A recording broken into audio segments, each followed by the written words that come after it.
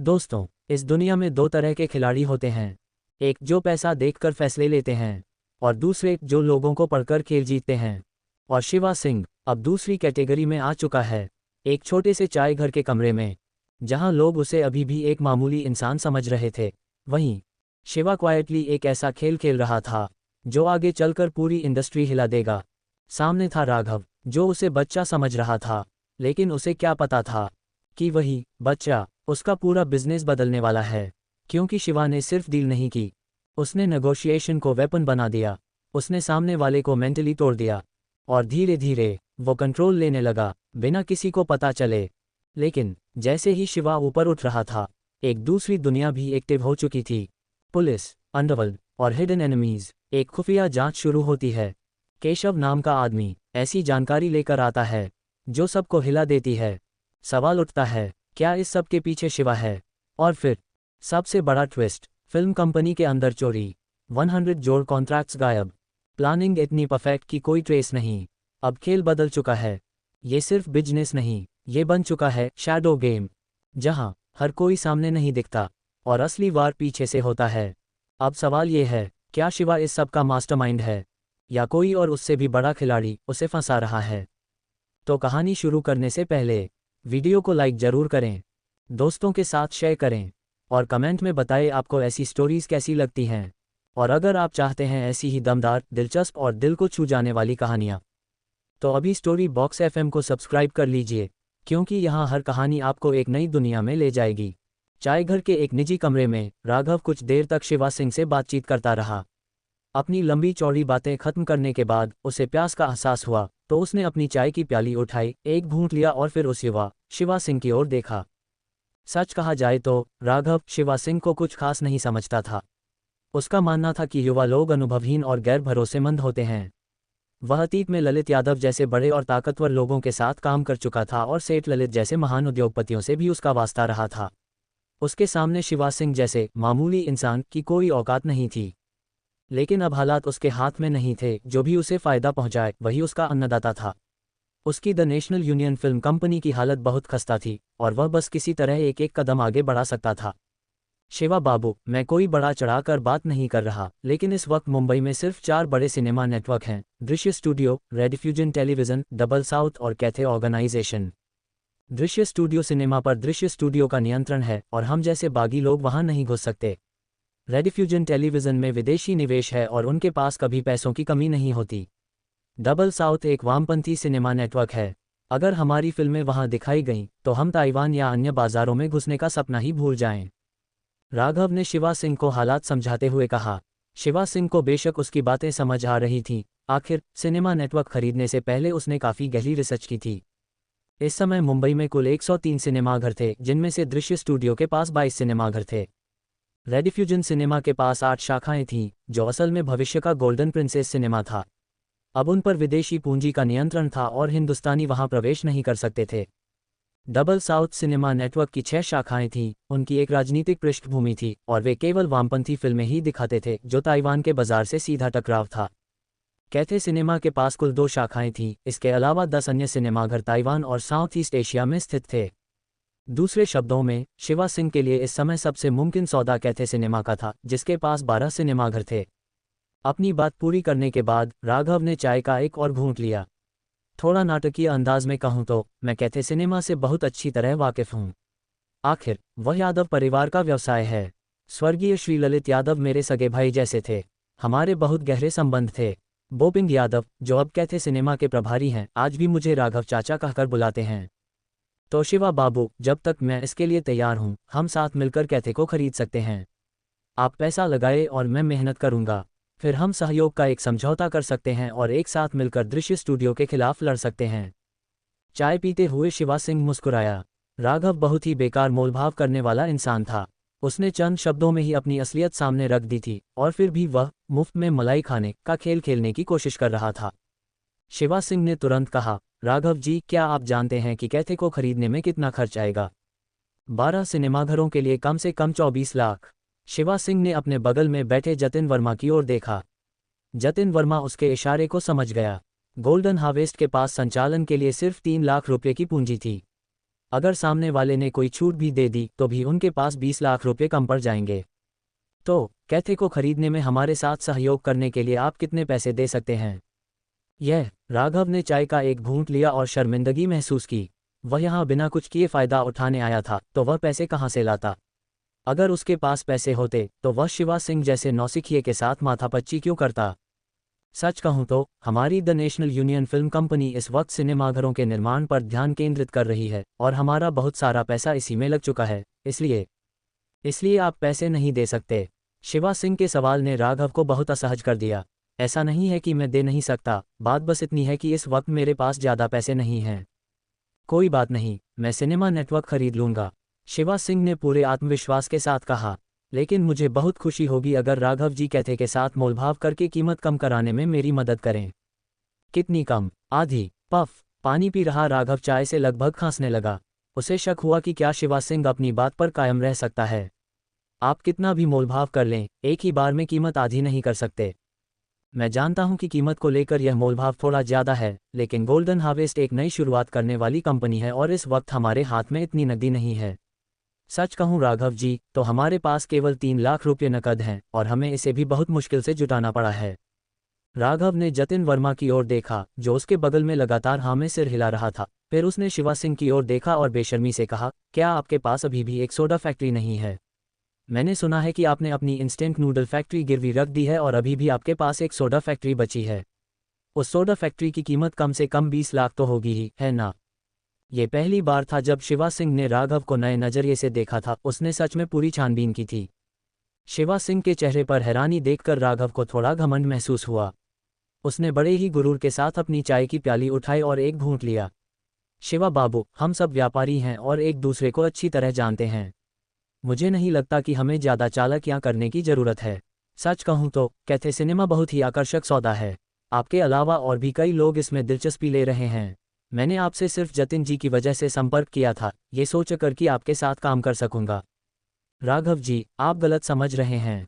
मैं बहुत ही ईमानदार हूं, शिवा सिंह ने कहा। तो कृपया इस बारे में कैथे से बात करें।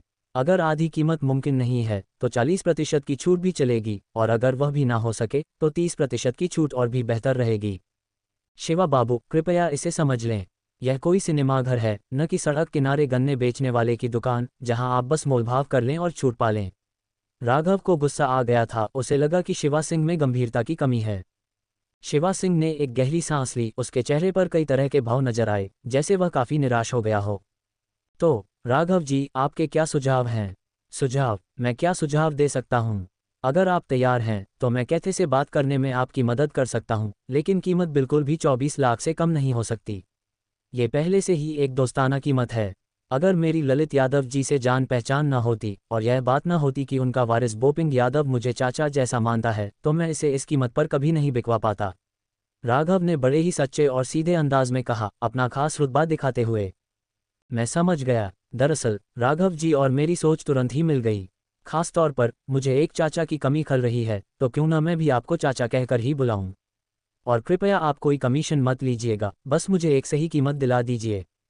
खांस खांस खांस। राघव हक्का बक्का रह गया। उसे कैसे पता चला कि मैं कमीशन लेने वाला था? मैंने तो किसी को नहीं बताया था। वहीं जतिन वर्मा ने शिवा सिंह को एक नए सम्मान के साथ देखा और सोचा, कितना बेशर्म है। मैं इसकी बराबरी कभी नहीं कर सकता। कमीशन आमतौर पर 20% होता है, तो 24 लाख से घटकर कीमत लगभग 4,80,000 कम हो जाएगी। तो इसे घटाने के बाद इसे 20 लाख में हासिल करने में कोई दिक्कत नहीं होनी चाहिए। शिवा सिंह ने बहुत तेजी से बात कही, किसी को सोचने का कोई मौका ही नहीं दिया।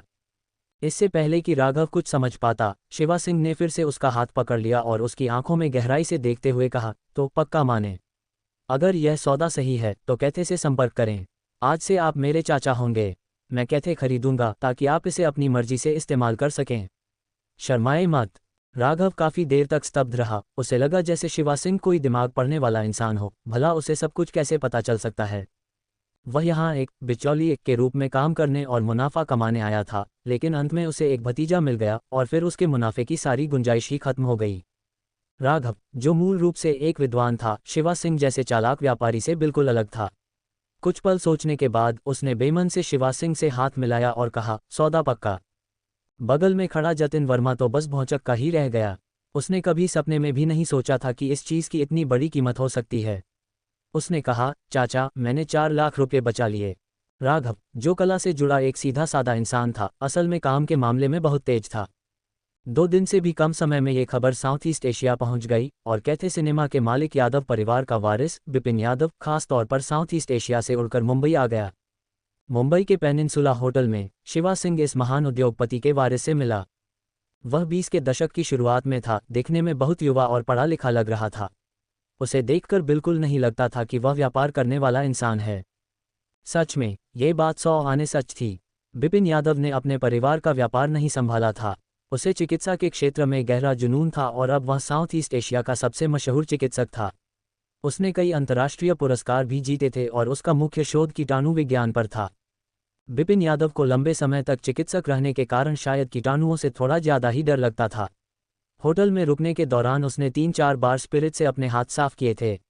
जब वह पहली बार शिवा सिंह से मिला तो हाथ मिलाने के तुरंत बाद उसने फिर से अपने हाथ साफ किए। शिवा सिंह को इन सब बातों से कोई फर्क नहीं पड़ता था, उसे बस इस बात की फिक्र थी कि क्या वह 20 लाख का ये सौदा पक्का कर पाएगा। खुशकिस्मती से उसका नया बना चाचा राघव वहां मौजूद था। भले ही वह बिचौलिया बनने में नाकाम रहा और उसका मुनाफा मारा गया, लेकिन शिवा सिंह ने वादा किया था कि वह भविष्य में कैथे सिनेमा नेटवर्क का खुलकर इस्तेमाल कर सकेगा, जिससे राघव को थोड़ी तसल्ली मिल गई थी। इसलिए राघव की कोशिशों के चलते शिवा सिंह की बिपिन यादव के साथ बहुत ही दोस्ताना बातचीत हुई। बातचीत के दौरान शिवा सिंह ने अपनी चाय की प्याली उठाई, लेकिन बिपिन यादव, राघव, जतिन वर्मा या किसी और की तरफ देखने के बजाय उसने आसमान की तरफ प्याली उठाई और एक गहरी सांस ली, जैसे वह स्वर्ग में किसी को श्रद्धांजलि दे रहा हो। ललित यादव जी सच में एक महान इंसान थे। बड़े दुख की बात है कि वह इतनी कम उम्र में दुनिया छोड़ गए और मैं उनकी महानता को अपनी आंखों से नहीं देख पाया। एक छोटे के नाते मैं स्वर्ग में उनकी आत्मा को शराब की जगह चाय ही अर्पित कर सकता हूँ। शिवा सिंह के इस अंदाज से बिपिन यादव को लगा कि वह उसके दिवंगत पिता का सच में बहुत सम्मान करता है और शिवा के प्रति उसके मन में इज्जत तुरंत बढ़ गई। शिवा सिंह ने इस मौके का फायदा उठाया और बिपिन यादव की जवानी और हुनर की तारीफ करने लगा, खासकर चिकित्सा के क्षेत्र में इंसानियत के लिए किए गए उसके शानदार कामों की। अंत में उसने कहा कि वह फिल्म जगत में ललित यादव की विरासत को आगे बढ़ाएगा, ताकि साउथ ईस्ट एशिया, मुंबई और दुनिया भर के हिंदुस्तानी लोग अच्छी और सस्ती फिल्में देख सकें। उसने बिपिन यादव को चिकित्सा के क्षेत्र में आगे बढ़ने और भी बड़ी सफलताएं हासिल करने की शुभकामनाएं भी दीं। सीधी भाषा में कहें तो तुम अपनी डॉक्टरी करो और फिल्मों से पैसे छापने का काम मुझ पर छोड़ दो। इस तरह शिवा सिंह ने 20 लाख में कैथे सिनेमा को खरीदने का समझौता कर लिया और अब वह 12 सिनेमाघरों का मालिक बन गया। 20 लाख जैसी इतनी बड़ी रकम के लिए शिवा सिंह ने पहले ही तैयारी कर ली थी। राघव की सलाह पर अमल करते हुए उसने टोक्वावान सॉफ्ट ड्रिंक फैक्ट्री को फार ईस्टर्न बैंक में गिरवी रखकर कर्ज लेने का फैसला किया था। शिवा सिंह के इस कदम का रवि और पल्लवी ने कड़ा विरोध किया।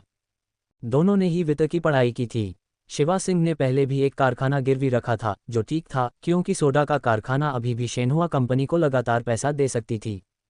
अगर अब सोडा कारखाने को भी फार ईस्टर्न बैंक के पास गिरवी रख दिया गया तो इसका मतलब होगा कि कंपनी अंदर से पूरी तरह खोखली हो जाएगी। अगर वे कर्ज नहीं चुका पाए तो फार ईस्टर्न बैंक दोनों कारखानों को निगल जाएगा। इसके जवाब में शिवा सिंह ने शेनहुआ कंपनी के मुख्य अधिकारियों की एक बैठक बुलाई। किसी को नहीं पता कि शिवा सिंह ने उस बैठक में क्या कहा। बस इतना मालूम है कि बैठक के बाद जो लोग उसका विरोध कर रहे थे वे सब खामोश हो गए। हालांकि सबके चेहरों पर एक अजीब सा रहस्य और गहरी गंभीरता छा गई थी। दृश्य स्टूडियो के दफ्तर के अंदर सेठ ललित ने कर्मचारी विभाग के प्रमुख मोटे शर्मा की ओर बहुत ही गंभीर नज़रों से देखा। मोटे शर्मा ने रुमाल निकाला और घबराहट में अपने माथे से पसीना पोंछने लगा। जनवरी का महीना था और मुंबई में काफ़ी ठंड थी, फिर भी वह पसीने से भीगा हुआ था। श्रीमती फाल्गुनी और दिनेश शर्मा उनके बगल में खड़े थे। उनके चेहरे भी तनाव से भरे थे और वे जोर से सांस लेने की भी हिम्मत नहीं कर पा रहे थे। सेठ ललित ने मेज पर अपनी उंगलियां थपथपाईं और उसकी नज़रें अचानक मोटे शर्मा पर टिक गईं। अब तक ये बात कितने लोगों को पता है? नहीं, ज़्यादा लोगों को नहीं पता। जैसे ही यह हुआ मैं तुरंत आपको बताने आ गया, लेकिन मैंने अभी तक पुलिस को नहीं बुलाया है। मोटे शर्मा ने फिर से अपना माथा पोंछा। लानत है, उसे उस मामूली से चोर पर बेतहाशा गुस्सा आ रहा था। चुराने के लिए इतनी सारी चीज़ें थीं तो वह उसके दफ्तर में आकर सारे कलाकारों के अनुबंध के कागजात ही क्यों चुरा ले गया? कितना नुकसान हुआ है? कुल मिलाकर 100 से ज़्यादा फाइलें। सटीक गिनती बताओ। 113 फाइलें, जिनमें करण खन्ना, मीना कुमारी, धर्म और राजेश जैसे बड़े सितारों के साथ साथ कुछ छोटे कलाकारों के कागजात भी शामिल हैं। और वरुण का क्या? लगता है वह भी गायब है। नाटक मत करो, गायब है या नहीं? सेठ ललित की नज़रें अचानक तीखी हो गईं। मोटा शर्मा डर के मारे कांप गया और आनन फानन में बोला, गायब है, पक्का गायब है। मैंने जांच की थी पर मुझे वह नहीं मिला। खटाक। सेठ ललित ने मेज पर उंगलियां थपथपाना बंद कर दिया। आप लोगों का क्या ख्याल है? सेठ ललित ने श्रीमती फाल्गुनी और दिनेश शर्मा की ओर देखते हुए पूछा। इस बात को अभी राज ही रखना होगा, श्रीमती फाल्गुनी ने कहा। अब जब अनुबंध गायब हो चुके हैं, अगर यह खबर बाहर गई तो कलाकारों में घबराहट फैल सकती है। बेहतर होगा कि हम पहले ये खबर फैलाएं कि द वन आर्ड स्वॉर्ड्समैन की शानदार कमाई देखकर सेठ ललित बहुत खुश हैं और कलाकारों की फीस बढ़ाने के लिए नए सिरे से कागजात बनवाने की तैयारी कर रहे हैं। सेठ ललित ने हाँ में सिर हिलाया। यह विचार अच्छा है। दिनेश शर्मा ने तुरंत बीच में कहा, इसी के साथ हमें गुपचुप तरीके से एक गहरी जांच भी करवानी चाहिए। मुझे नहीं लगता कि यह कोई आम चोर था, भला कलाकारों के कागजात कौन चुराता है? सेठ ललित ने दिनेश शर्मा को गहरी नज़र से देखा। ये बात तो तुम भी समझ गए, इससे पता चलता है कि वह चोर कितना बेवकूफ़ है। उसने अपनी चालाकी छिपाने की कोशिश की लेकिन बात और बिगाड़ दी और फिर भी 100 से ज़्यादा फाइलें चुरा ले गया। वह कुछ पल के लिए रुका और फिर बोला, मिस्टर जेम्स से संपर्क करो और यह मामला उन्हें सौंप दो। मैंने इस रखवाले कुत्ते को सालों से पाला है, वह सिर्फ मलाई खाकर बिना काम किए नहीं रह सकता। मुंबई पुलिस मुख्यालय। दृश्य स्टूडियो से खबर आने के बाद इस मामले को लेकर अपनी गंभीरता दिखाने के लिए मिस्टर जेम्स ने पहले एक छोटी बड़ी वारदात की बैठक बुलाई जो आधे दिन तक चली। इसके बाद उसने सीधे मुख्य निरीक्षक रणविजय सिंह को दृश्य स्टूडियो की चोरी की गुपचुप जांच करने का काम सौंप दिया। इस गुपचुप जांच का सीधा सा मतलब था कि यह बात किसी भी कीमत पर बाहर नहीं आनी चाहिए। आखिर दृश्य स्टूडियो को भी अपनी इज्जत बचानी थी और पुलिस को भी। आदेश मिलने के बाद रणविजय सिंह पुलिस मुख्यालय से बाहर निकला और केशव और गप्पू को निर्देश देते हुए बोला, सबको खबर कर दो कि मुझे एक दिन के अंदर इस मामले का पूरा सच जानना है। रणविजय भाई, ये काम तो आसानी से हो जाएगा, लेकिन दृश्य स्टूडियो का क्या हमें वहां भी जाना चाहिए? केशव ने पूछा। रणविजय सिंह ने त्योरियां चढ़ाईं। बेशक हमें अपने लोग वहां भेजने होंगे, कम से कम दिखावा तो करना ही पड़ेगा। मुंबई में दृश्य स्टूडियो की बहुत ताकत है, वे तो विदेशियों को भी नचा सकते हैं। ये कहकर रणविजय सिंह 55 नंबर वाली गाड़ी में बैठ गया। जैसे ही गाड़ी शुरू हुई और चलने को तैयार हुई, रणविजय ने शीशा नीचे किया और केशव को हिदायत दी, उस सिरफिरे को वहीं भेज दो और उसे थोड़ा काम सिखाओ। उसे बाहर यूं ही मुसीबत खड़ी मत करने दो। समझ गया रणविजय भाई। केशव ने सिर हिलाया और गाड़ी वहां से निकल गई। मुड़कर गप्पू ने केशव के गले में बाहें डाल दी और बोला, बधाई हो केशव भाई, अब तो आपकी तरक्की पक्की है। तुम्हारा क्या मतलब है? दृश्य स्टूडियो का कागजात चोरी होना कोई छोटी मोटी बात नहीं है। रणविजय भाई ने तुम्हें ये काम सौंपकर एक मौका दिया है। तुम डीप वाटर पियर में बहुत समय से हो, अब तुम्हें किसी अच्छी और मलाईदार जगह पर चले जाना चाहिए। मुझे लगता है कि कोलाबा एक अच्छी जगह रहेगी। कोलाबा तो इंस्पेक्टर यशवंत के कब्जे में है। इंस्पेक्टर यशवंत अपनी जगह है और आप अपनी जगह। आप रणविजय भाई के खास आदमी हो। यशवंत चाहे कितना भी वफादार और आज्ञाकारी क्यों न हो, क्या वह आप जैसे काम के इंसान की बराबरी कर सकता है? केशव हंस पड़ा, अगर मुझे वह जगह मिल गई तो मैं तुम्हें एबालोन की दावत दूंगा। रहने दो, क्या आप एबालोन दरोगा बनकर अभी भी नहीं थके? मैं तुम्हें एबालोन इसलिए खिला रहा हूं क्योंकि मेरे पास ये बहुत सारा है। केशव ने पलटकर गप्पू को गले लगाया। चलो, मैं तुम्हें एक छूट देता हूं। मेरी 5 रखेलों में से तुम किसी को भी चुन सकते हो। तुम जिसे पसंद करोगे मैं उसे आज रात तुम्हारे कमरे में भेज दूंगा। अरे भाड़ में जाएं ये सब। वे या तो रणविजय भाई की हैं या फिर इंस्पेक्टर गगन की या इंस्पेक्टर हेमंत की। अगर मैंने उन पर उंगली भी उठाई तो कल तक मेरी लाश मुंबई के किसी नाले में तैर रही होगी। वैसे मेरी छोटी बीवी का क्या हाल है? क्या तुम उसे अच्छी तरह खिला पिला रहे हो? अरे वह सिर्फ गोरी और गोल मटोल ही नहीं है, मैं उसे हर रात बढ़िया मटन खिलाता हूँ और उसे वह बहुत पसंद है। गप्पू ने हंसते हुए कहा, बस उसे पसंद आना चाहिए। भाई दोस्त तो हाथ पैर जैसे होते हैं और औरतें कपड़ों जैसी। अगर तुम्हारे फिट आए तो 2-4 बार और पहन लेना। वैसे भी धोकर दोबारा इस्तेमाल तो किया ही जा सकता है। केशव ने आंखें घुमाई, क्या बकवास है? कितने दिलदार हो तुम। अब मैं और बकवास नहीं करूंगा, मैं उस कमीने को ढूंढने जा रहा हूं। रणविजय भाई ने कहा है कि मैं उसे अपने साथ काम सिखाऊं तो मैं अपनी पूरी कोशिश करूंगा। थोड़ा संभल कर रहना, वह आदमी पक्का मनहूस है। अभी अभी उसने पुलिस की नौकरी छोड़ी है और बाहर आते ही इतना बड़ा रायता फैला दिया। अगर रणविजय भाई उस पर मेहरबान न होते तो अब तक वह कई बार मारा जा चुका होता। अरे क्या रणविजय भाई सिर्फ शिवा की इज्जत की खातिर उसे नहीं बचा रहे? रणविजय भाई के दिल में शिवा हमेशा सबसे ऊपर रहेगा। जब केशव ने यह बात कही तो उसकी आवाज में जलन की हल्की सी महक साफ महसूस की जा सकती थी। दृश्य स्टूडियो, मानव संसाधन विभाग। मोटा शर्मा, जो एक बिल्कुल नया अरमानी सूट पहने हुए था, बड़ी ही बेसब्री से एक सादे कपड़ों वाले जासूस के साथ अपराध स्थल का पुनर्निर्माण करने के लिए गया हुआ था। उद्धरण चिन्ह ... तो कहानी कुछ इस तरह है। वह मामूली सा चोर शायद बाईं तरफ वाले नाले के पाइप से तीसरी मंजिल तक चढ़ा, फिर उसने तीसरी मंजिल के कार्यालय के लोहे के दरवाजे के बाहर लटकी मोटी लोहे की जंजीर को काटने के लिए प्लास का इस्तेमाल किया और उसके बाद मेरे कमरे में घुसकर उन सारे अनुबंधों को चुरा लिया। अपनी बात खत्म करने के बाद मोटे शर्मा ने जानबूझकर अपनी टाई को सीधा किया और अपने कोट के निचले हिस्से को खींचा। एक बेहतरीन दर्जे का सूट पहनने से सच में बहुत फर्क पड़ता था। इससे वह काफ़ी पतला दिखने लगा था और उसका पूरा शरीर एकदम सीधा तन गया था। सादे कपड़ों वाले उस जासूस ने, जिसके हाथ में कलम और कागज था, लिखा, टाइगर प्लास फांसी तय है। माफ़ करना पुलिस महोदय, आपने गलत लिखा है। प्लास के लिए पलास नहीं होता और काटने को कटाना नहीं कहते। उच्च शिक्षा प्राप्त मोटे शर्मा को जासूस की पुस्तिका में की गई उन अजीबोगरीब लिखावट की गलतियों को सुधारना ही पड़ा। जासूस ने सिर उठाया और मोटे शर्मा की तरफ घूर कर देखा।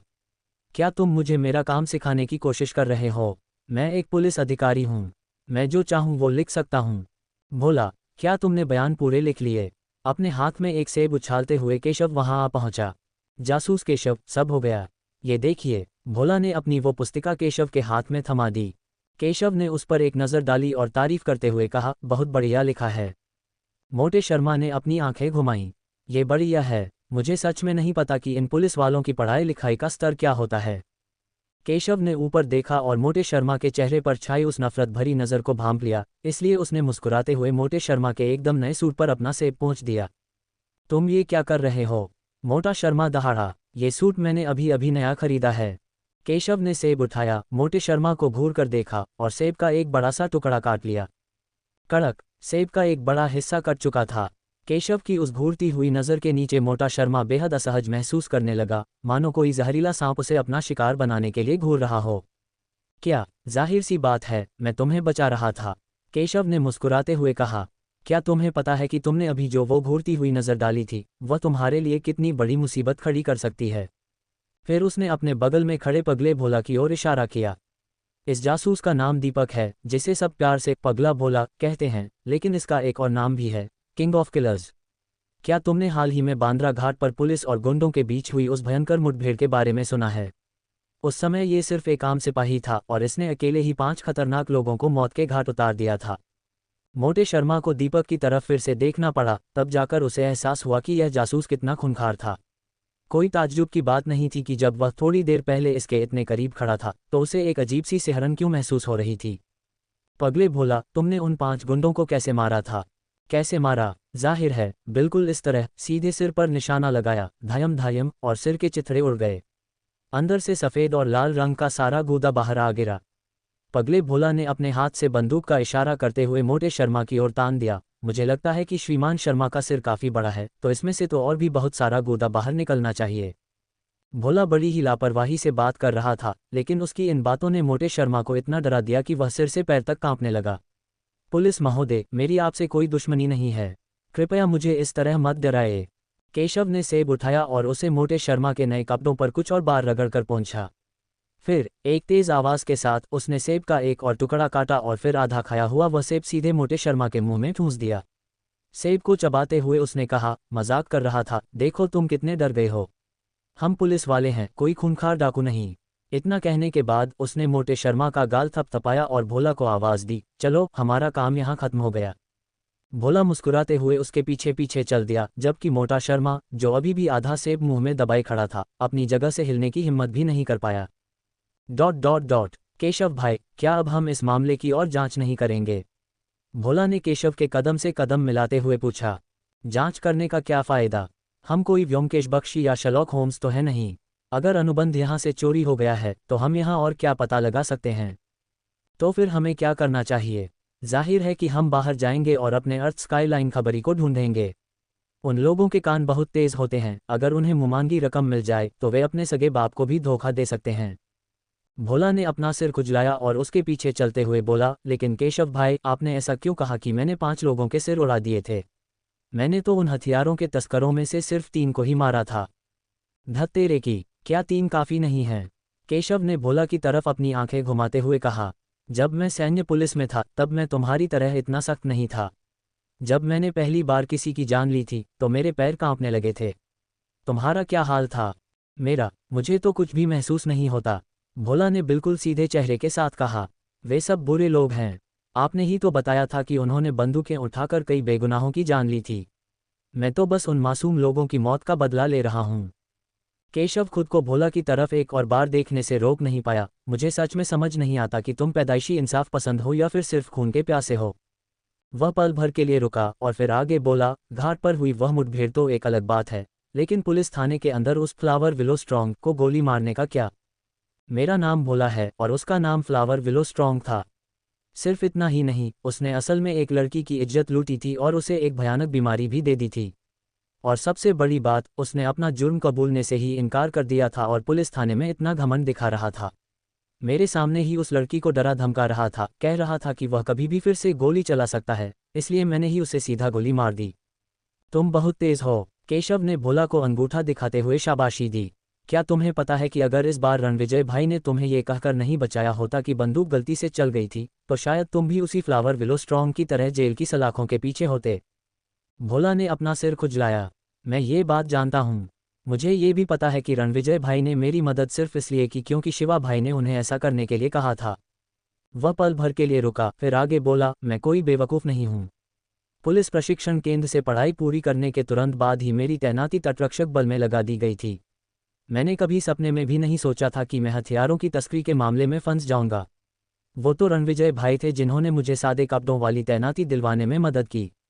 मैं जो कर रहा हूँ मुझे अच्छे से पता है।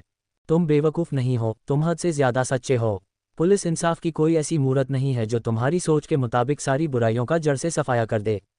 कभी कभी तो पुलिस वाले उन गुंडों से भी कहीं ज़्यादा खूंखार और बुरे होते हैं। और आपका क्या, केशव भाई? मेरा क्या? आप सही रास्ते पर हैं या गलत? अरे बाप रे, तुम तो बहुत ही गहरा सवाल पूछ रहे हो। केशव अपनी गाड़ी के पास गया, दरवाज़ा खोला और भोला को गाड़ी के अंदर धकेल दिया। मैं सही भी हूँ और गलत भी, मैं बीच का रास्ता चुनने वाला इंसान हूँ। Dot dot dot. मुंबई का ये 60 के दशक के अंत का समय है और पुलिस यहाँ सबसे बड़ी ताकत बन चुकी है। खासकर मुख्य निरीक्षक रणविजय सिंह, जो कि ज़मीनी स्तर का सबसे बड़ा अधिकारी है, वो अंडरवर्ल्ड और शरीफों की दुनिया दोनों को अपने इशारों पर नचाता है। यहाँ तक कि सबसे छोटी सी बात की भी उसे पूरी भनक रहती है, और वह तो पुराने ग्रीन गैंग के अंडरवर्ल्ड डॉन से भी कहीं ज़्यादा ताकतवर है। रणविजय सिंह के सबसे भरोसेमंद और खूंखार मोहरों में से एक होने के नाते केशव ने बड़ी ही आसानी से कई लोगों से एकदम पक्की जानकारी इकट्ठी कर ली। इन खुफिया जानकारियों की गहराइयों ने केशव को पूरी तरह से चौंका दिया। उसे तुरंत एहसास हो गया कि वह खुद इस मामले में कोई फैसला नहीं ले सकता। वह तुरंत पुलिस थाने लौट आया और मुख्य निरीक्षक रणविजय सिंह को पूरी स्थिति की जानकारी दी। मुख्य निरीक्षक के कार्यालय के अंदर। क्या तुम्हें पक्का यकीन है? रणविजय ने अपने हाथ में पकड़े हुए दस्तावेज मेज पर फेंकते हुए पूछा। क्या इसका शिवा से कोई लेना देना है? खबरें तो यही कह रही हैं। केशव पल भर के लिए रुका। गोल्डन हार्वेस्ट फिल्म कंपनी को स्थापित करने की तैयारियों के सिलसिले में शिवा ने वरुण को दृश्य स्टूडियो से अपने पाले में खींच लिया है। वरुण की बहुत ऊपर तक पहुंच है और वह काफ़ी निडर भी है, इसलिए उसने दृश्य स्टूडियो से वह अनुबंध चुरा लिया। रणविजय ने एक सिगार उठाई और केशव ने आगे बढ़कर उसे जलाने में उसकी मदद की। रणविजय ने अपनी सिगार का एक कश खींचा, सिर उठाया और धुएं का एक गुबार हवा में छोड़ दिया। धुएं के बीच से उसकी आंखें पलक झपकते ही बेहद तेज और खतरनाक हो गईं। ऐसा लगता है कि मुझे शिवा के साथ बैठकर गंभीरता से बात करनी ही पड़ेगी। शिखा दीदी, आप क्या कर रही हैं? भोला बड़े ही रुतबे के साथ गाड़ी से बाहर निकला। जानबूझकर गाड़ी के सहारे टिकते हुए उसने अपनी बेल्ट ठीक की, अपने हाथ कमर पर रखे और बड़े ही घमंड के साथ अपनी पिस्तौल का दिखावा करते हुए इमारत की ऊपरी मंजिल पर कपड़े सुखा रही शिखा सिंह की ओर चिल्लाया। इस महीने का काम खत्म होने के बाद शिखा ने काम पर जाना बंद कर दिया था। आजकल प्लास्टिक के फूलों के कारखाने में ज़्यादा काम नहीं था, इसलिए वह समय निकालकर वापस आ गई थी और अपने कपड़ों को हवा लगा रही थी। नया साल करीब आ रहा था, इसलिए उसे नए साल की तैयारियां भी करनी थीं। शिखा ने एक पंखों वाले झाड़न से रजाइयों को थपथपाया, नीचे देखा कि वह भोला है और उससे कहा, वहाँ नीचे खड़े खड़े क्या देख रहे हो? ऊपर आओ और रजाई को हवा लगाने में मेरी मदद करो। अभी आया। भोला खुशी से उछल पड़ा और तुरंत सीढ़ियों की तरफ भागा। चालक की सीट पर बैठे केशव ने, जिसके होठों के बीच एक सिगरेट दबी हुई थी, उससे कहा, काम पर ध्यान देना ज्यादा जरूरी है, सिर्फ लड़कियों के पीछे भागने पर अपना दिमाग मत लगाओ। यही तो सबसे जरूरी काम है। शिखा दीदी ने मुझे रजाई सुखाने में मदद करने को कहा है, ये बहुत जरूरी है, भोला ने कहा और तेजी से ऊपर की ओर भाग गया। भोला जैसे तगड़े मजदूर की मदद से तीसरी मंजिल बहुत ही कम समय में बिस्तरों और रजाइयों से भर गई। तब जाकर शिखा को भोला की तरफ देखने की फुर्सत मिली। तुम तो बहुत बड़े आदमी बन गए हो, देखो तो तुम्हारा रुतबा कितना बढ़ गया है। अरे नहीं दीदी, भोला ने फिर से अपने हाथ कमर पर रखे, बड़े ही अंदाज में अपनी कमीज के बटन खोलकर अपनी कमर पर लगी पिस्तौल दिखाते हुए बोला, ये तो बस एक मामूली सा सैन्य पुलिस वाला है जो अब जासूस बन गया है। कमाल कर दिया भोला, मैंने तो तुम्हें कम ही आंका था। मैंने सुना है कि सेना या पुलिस से जासूस बनना बेहद मुश्किल होता है, कई लोग तो 3-4 साल तक घिसते रहते हैं और फिर भी कुछ नहीं बन पाते, और तुम तो अभी 3 महीने से भी ज्यादा समय तक सेना में नहीं रहे। भोला ने अपना सिर खुजलाया और मुस्कुराते हुए बोला, ये सब आपकी ही मेहरबानी है शिखा दीदी। अगर आपने मेरी पुलिस परीक्षा के लिए पैसे नहीं दिए होते तो आज मैं इस मुकाम पर बिल्कुल नहीं होता। खैर, तुम्हारी बात तो बिल्कुल 16 आने सच है। मुझे शुरू से ही तुमसे बहुत उम्मीदें थीं। भले ही तुम थोड़े पगले हो, लेकिन तुम्हारा भविष्य बहुत उज्ज्वल है। यही, शिखा दीदी, आपकी पारखी नज़र का तो क्या ही कहना। भोला बड़े ही घमंड से मुस्कुराया। वैसे मेरे शिवा भाई कहाँ हैं?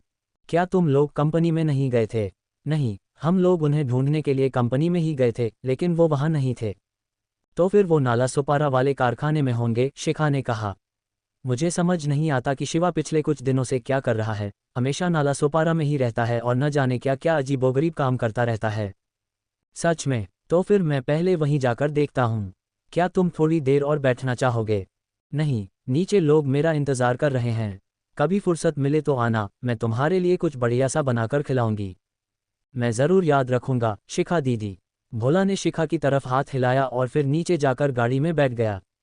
ऊपर से भोला को गाड़ी में बैठकर जाते हुए देखकर शिखा खुद को ये कहने से नहीं रोक पाई, ये भोला सच में बहुत बड़ा आदमी बन गया है। ... जब केशव भोला को लेकर नाला सोपारा के कारखाने में पहुंचा तो बल्लू, दाढ़ी वाला रंगा और कुछ अन्य लोग अपनी नाक दबाए एक कमरे से ऐसे भाग रहे थे मानो किसी भयानक आफत से बचकर निकले हों और बाहर आकर बुरी तरह हौंफ रहे थे। केशव ने गाड़ी रोकी और भोला को जाकर पता लगाने के लिए कहा। बल्लू ने हौंफते हुए उस कमरे की तरफ इशारा किया और बोला, शिवा भाई अंदर ही हैं, संभल कर जाना, वहां बहुत ही भयानक बदबू आ रही है। पगला भोला उलझन में पड़ गया और आगे बढ़ा, लेकिन दरवाजे तक पहुंचने से पहले ही एक बहुत ही तीखी और दमघोंटू गंध ने उसका गला पकड़ लिया। उसने अपनी नाक दबाई और जोर से चिल्लाया, शिवा भाई, यह मैं हूं, पगला भोला। रणविजय भाई ने पूछा है कि क्या आपके पास कोलून वॉल सिटी में आकर उनके साथ मसालेदार मांस और शोरबा खाने का समय है? कमरे के अंदर से शिवा की आवाज़ आई, जरा रुको, मैं बस अभी आया। कुछ ही पलों बाद शिवा उस कमरे से बाहर निकला। उसके बाल बिखरे हुए थे और कपड़े अस्त व्यस्त थे। उसने भोला की तरफ देखा, एक गहरी सांस ली और बोला, तुम बिल्कुल सही समय पर आए हो। मैं बस रणविजय भाई से मिलने ही वाला था। जल्दी से अपने कपड़े बदलने और अपना सामान समेटने के बाद शिवा गाड़ी में बैठ गया। केशव ने, जो गाड़ी में बैठा सिगरेट पी रहा था, उसे एक महंगी 55 छाप सिगरेट पकड़ा दी। शिवा ने सिगरेट ली, कुछ बार खांसा, उसे जलाया, एक गहरा कश खींचा और फिर से कुछ बार खांसने लगा। शिवा भाई, क्या आप ठीक हैं? आप कर क्या रहे हैं? क्या कोई वैज्ञानिक बनने का इरादा है? भोला ने चिंता जताते हुए पूछा। केशव ने कहा, यह क्या खाक आविष्कार करेगा? मुझे तो इतनी दूर से ही वह दमघोंटू बदबू आ रही थी। क्यों, क्या ये द गॉड ऑफ कुकरी बनने की कोशिश कर रहा है? शिवा मुस्कुराया और उसने केशव के कंधे को थपथपाया। अरे, तुमने बिल्कुल सही कहा। अभी कुछ ही समय पहले मैंने एक सपना देखा था जिसमें किसी ने मुझसे कहा था कि मेरे माथे की हड्डी बहुत ही खास है और मेरी आंखों में एक दिव्य चमक है। मैं किसी देवता का अवतार हूँ, कोई भगवान हूँ जो धरती पर उतरा है। केशव ने अपनी आंखें घुमाईं। मैंने हार मान ली। आज से मैं तुम्हें शिवा नहीं कहूँगा, मैं तुम्हें गप्पी शिवा बुलाऊंगा। इतना कहकर उसने गाड़ी चालू की और कोलून वॉल सिटी की तरफ चल पड़ा। कोलून वॉल सिटी के रास्ते में शिवा ने संक्षेप में केशव से पूछा कि रणविजय उससे किस बारे में मिलना चाहता है। केशव ने उससे कुछ नहीं छिपाया और शिवा को पूरी बात बता दी। बुरा मत मानना शिवा, लेकिन इस बार तुमने कुछ ज्यादा ही बड़ी हद पार कर दी है, किसी को अनुबंध चुराने के लिए भड़काना, और वह भी किसी और का नहीं बल्कि दृश्य स्टूडियो का। तुम बहुत बड़ी मुसीबत में फंसने वाले हो। शिवा ने इस बात को गंभीरता से नहीं लिया। उसने सिगरेट पकड़े हुए अपनी उंगली से अपनी नाक खुजलाई और केशव की तरफ धुआं छोड़ते हुए बोला, यह मामला बड़ा भी हो सकता है और छोटा भी। जब हम रणविजय भाई से मिलेंगे तब हम इस बारे में बात करेंगे। केशव को समझ नहीं आया कि शिवा उसे क्या बताने की कोशिश कर रहा था, इसलिए उसने अपना सिर हिलाया और अपना पूरा ध्यान गाड़ी चलाने पर लगा दिया। जल्द ही वे कॉलून वॉल सिटी पहुंच गए। रात के साए में कॉलून वॉल सिटी पूरी तरह से चहल पहल से भरी हुई थी। धनिया बेचने वाले, नूडल्स बेचने वाले और सट्टेबाजी के ठिकानों के दलाल जोर जोर से चिल्लाकर ग्राहकों को अपनी ओर खींच रहे थे। नई चीजें आई हैं, ड्रैगन, टाइगर और लेपर्ड, मुनाफे की पूरी गारंटी। सबसे बेहतरीन नूडल्स खाओगे तो सीधा जन्नत का मजा आएगा। ताज़ा खिली हुई कलियां, एक ही कली के 3 अलग अलग रंग, ऐसा मजा जो रूह को सुकून दे जाए। केशव ने गाड़ी को शहर की दीवारों के बाहर ही खड़ा कर दिया, क्योंकि केवल कुछ ही गिने चुने लोगों को अंदर अपनी गाड़ियां ले जाने की इजाज़त थी। जैसे ही केशव, शिवा और भोला गाड़ी से बाहर निकले, लोगों के एक झुंड ने तुरंत उन्हें चारों तरफ से घेर लिया। अरे भाईजान, क्या कुछ रंगीन मज़ा चाहिए? विदेशी अप्सराएं हैं, एकदम कयामत ढाती हैं। मासूम चेहरे पसंद नहीं हैं? कोई बात नहीं, हमारे पास हर तरह का नशा है, ऐसा खुमार चढ़ेगा कि दुनिया भूल जाओगे। बिना एक भी शब्द कहे केशव ने अपनी फूलदार कमीज का निचला हिस्सा उठाया, अपनी पिस्तौल दिखाई और उसे उस झुंड की तरफ तान दिया। अपने हाथ अपनी कमर पर रखते हुए उसने कहा, मुझे इसके साथ खेलने में भी बहुत मज़ा आ रहा है। क्या तुम लोग आजमाना चाहोगे? अरे बाप रे, ये तो पुलिस वाला है। तो क्या हुआ अगर उसके पास बंदूक है? जाओ और उनसे पंगा लो। भले ही उन्होंने यह बात कही, लेकिन वह झुंड तुरंत ही वहां से तितर बितर हो गया। अब किसी की भी हिम्मत नहीं थी कि वो केशव और उसके साथियों को घेर कर अपना धंधा चमकाने की कोशिश करे। पूरा कॉलून शहर एक ऐसे शहर की तरह था जो कभी नहीं सोता था, हमेशा चहल पहल और शोरगुल से भरा हुआ। केशव एक जाने माने अंदाज में शिवा और भोला का नेतृत्व करते हुए उन्हें एक संकरी गली के अंदर ले गया। वे जल्द ही खाने की एक दुकान पर पहुंचे और केशव ने कहा, सुनो, रणविजय भाई यहीं शोरबा पी रहे हैं। बाद में जरा संभल कर रहना, रणविजय भाई अपनी असली पहचान उजागर नहीं करना चाहते हैं। शिवा ने एक फीकी सी मुस्कान दी। रणविजय ने कब से दूसरों की तरह भेष बदलकर घूमना शुरू कर दिया था। रणविजय भले ही कह रहा था कि वह अपनी पहचान नहीं बताना चाहता, लेकिन शिवा दूर से ही देख सकता था कि 7-8 सादे कपड़ों वाले पुलिस अधिकारी पूरी तरह से सतर्क होकर चारों तरफ नजर रखे हुए थे। उनके चेहरे के भाव और खड़े होने का अंदाज चीख चीख कर सबको बता रहा था कि वे पुलिस वाले हैं, उनसे पंगा लेना भारी पड़ सकता है और लोगों को उनसे दूर ही रहना चाहिए। कुछ ही दूरी पर खाने की एक दुकान पर दुकान की छत से मिट्टी के तेल वाले लैंप लटक रहे थे और उनके नीचे बैठे लोग बड़े मजे से मसालेदार शोरबे का आनंद ले रहे थे। मांस के शोरबे का बर्तन उबल रहा था और उसमें से इतनी भाप निकल रही थी कि एक दूसरे का चेहरा देख पाना भी मुश्किल हो रहा था। रणविजय भाई, मैं शिवा को ले आया हूँ, केशव ने किसी के पीछे जाकर धीमी आवाज में कहा। वह आदमी कुर्सी पर बैठे हुए भी बिल्कुल तनकर सीधा बैठा था।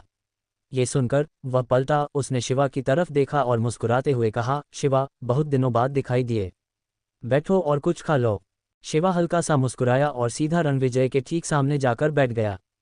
रणविजय हंसा और बोला, आज रात तुम्हारी दावत पक्की है। यहाँ की चीज़ें बहुत ही ताज़ा होती हैं, सब कुछ यहीं सामने काटा और पकाया जाता है।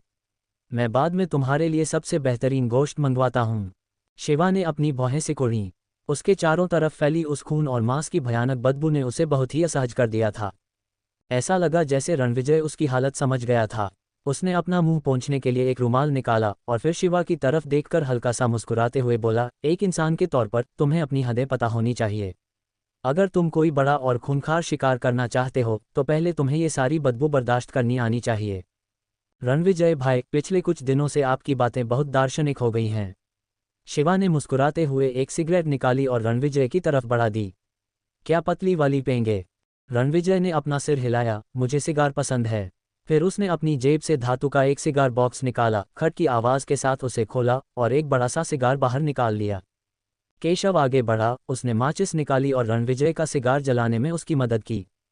रणविजय ने केशव को आवाज दी, तुम और भोला वहां जाकर अपने लिए भी एक हांडी गोश्त का ऑर्डर कर लो, तुम लोग भी चख कर देखो।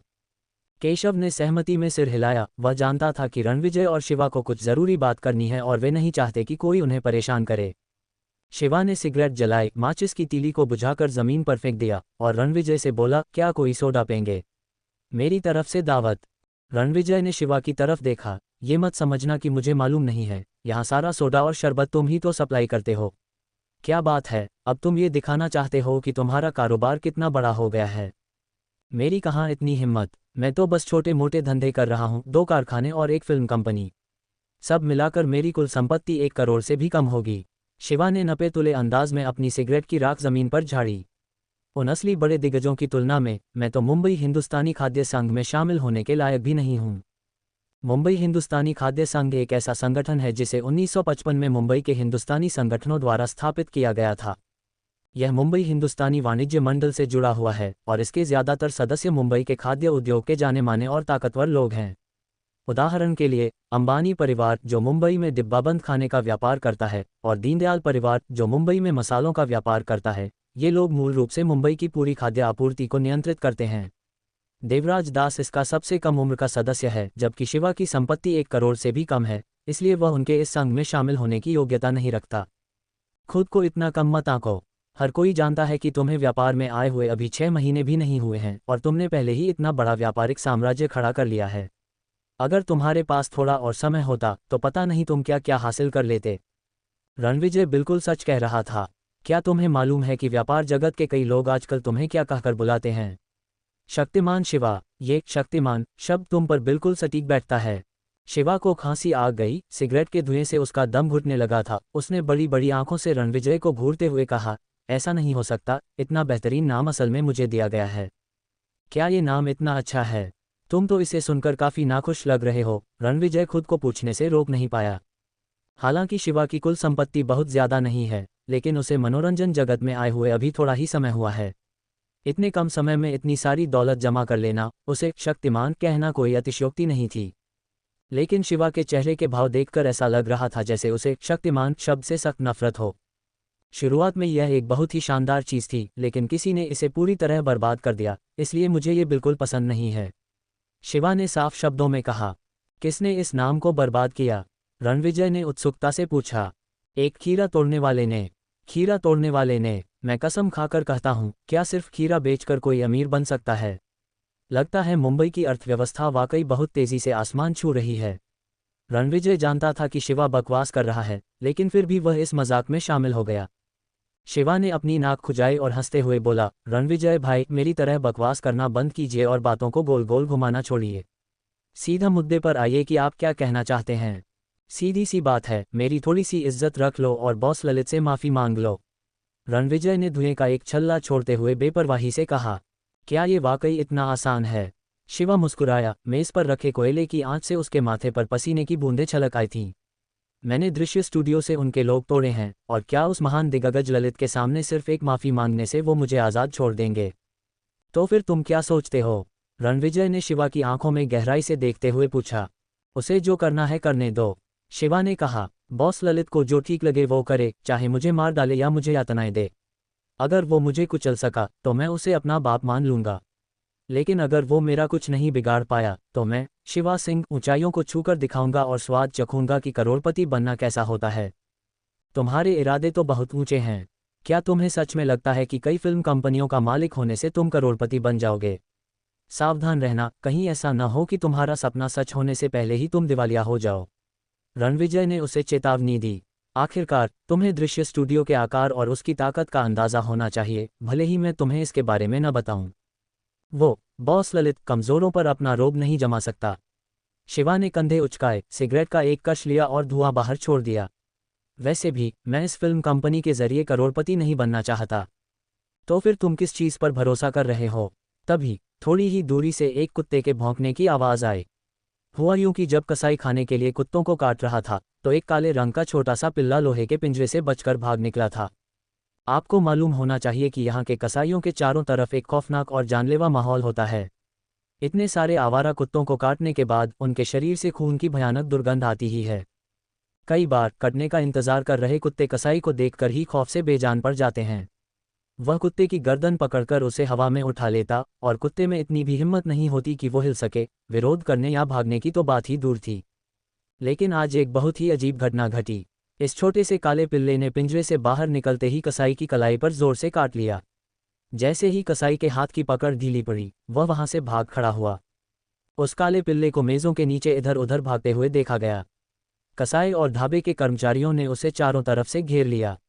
जल्द ही उस छोटे से काले पिल्ले के पास भागने की कोई जगह नहीं बची और वह अचानक शिवा की मेज़ के नीचे घुस गया और वहीं छिप गया। कसाई ने लोहे का एक बड़ा सा चिमटा लिया और मेज के नीचे जोर से घुमाया, लेकिन वह छोटा सा काला पिल्ला दर्द से कराहता रहा और बाहर नहीं आया। अंत में कसाई ने अपना हाथ नीचे डाला और खुद को काटे जाने का जोखिम उठाते हुए उस छोटे काले पिल्ले की गर्दन को फिर से कसकर पकड़ लिया और उसे बुरी तरह कराहते हुए बाहर खींच लिया। कसाई ने अपने चेहरे से पसीना पोंछा, ऐसा लगा जैसे उसने रणविजय को पहचान लिया हो। उसने अपना सिर घुमाया और मुस्कुराते हुए अपने पीले दांत दिखाए और रणविजय से बोला, रणविजय भाई, आपका क्या ख्याल है? क्या ये वाला बिल्कुल सही नहीं है? ये बहुत तेज दौड़ता है और देखने में भी काफ़ी तंदुरुस्त लग रहा है। इसे मसाले में पकाने के बाद इसका स्वाद बहुत ही लाजवाब होगा। शिवा ने उस छोटे से काले पिल्ले की तरफ देखा, उसकी आंखों में आंसू भरे हुए थे। उस पिल्ले ने तो शिवा की तरफ सिर झुकाकर ऐसे देखा मानो वो अपनी जान बचाने की भीख मांग रहा हो।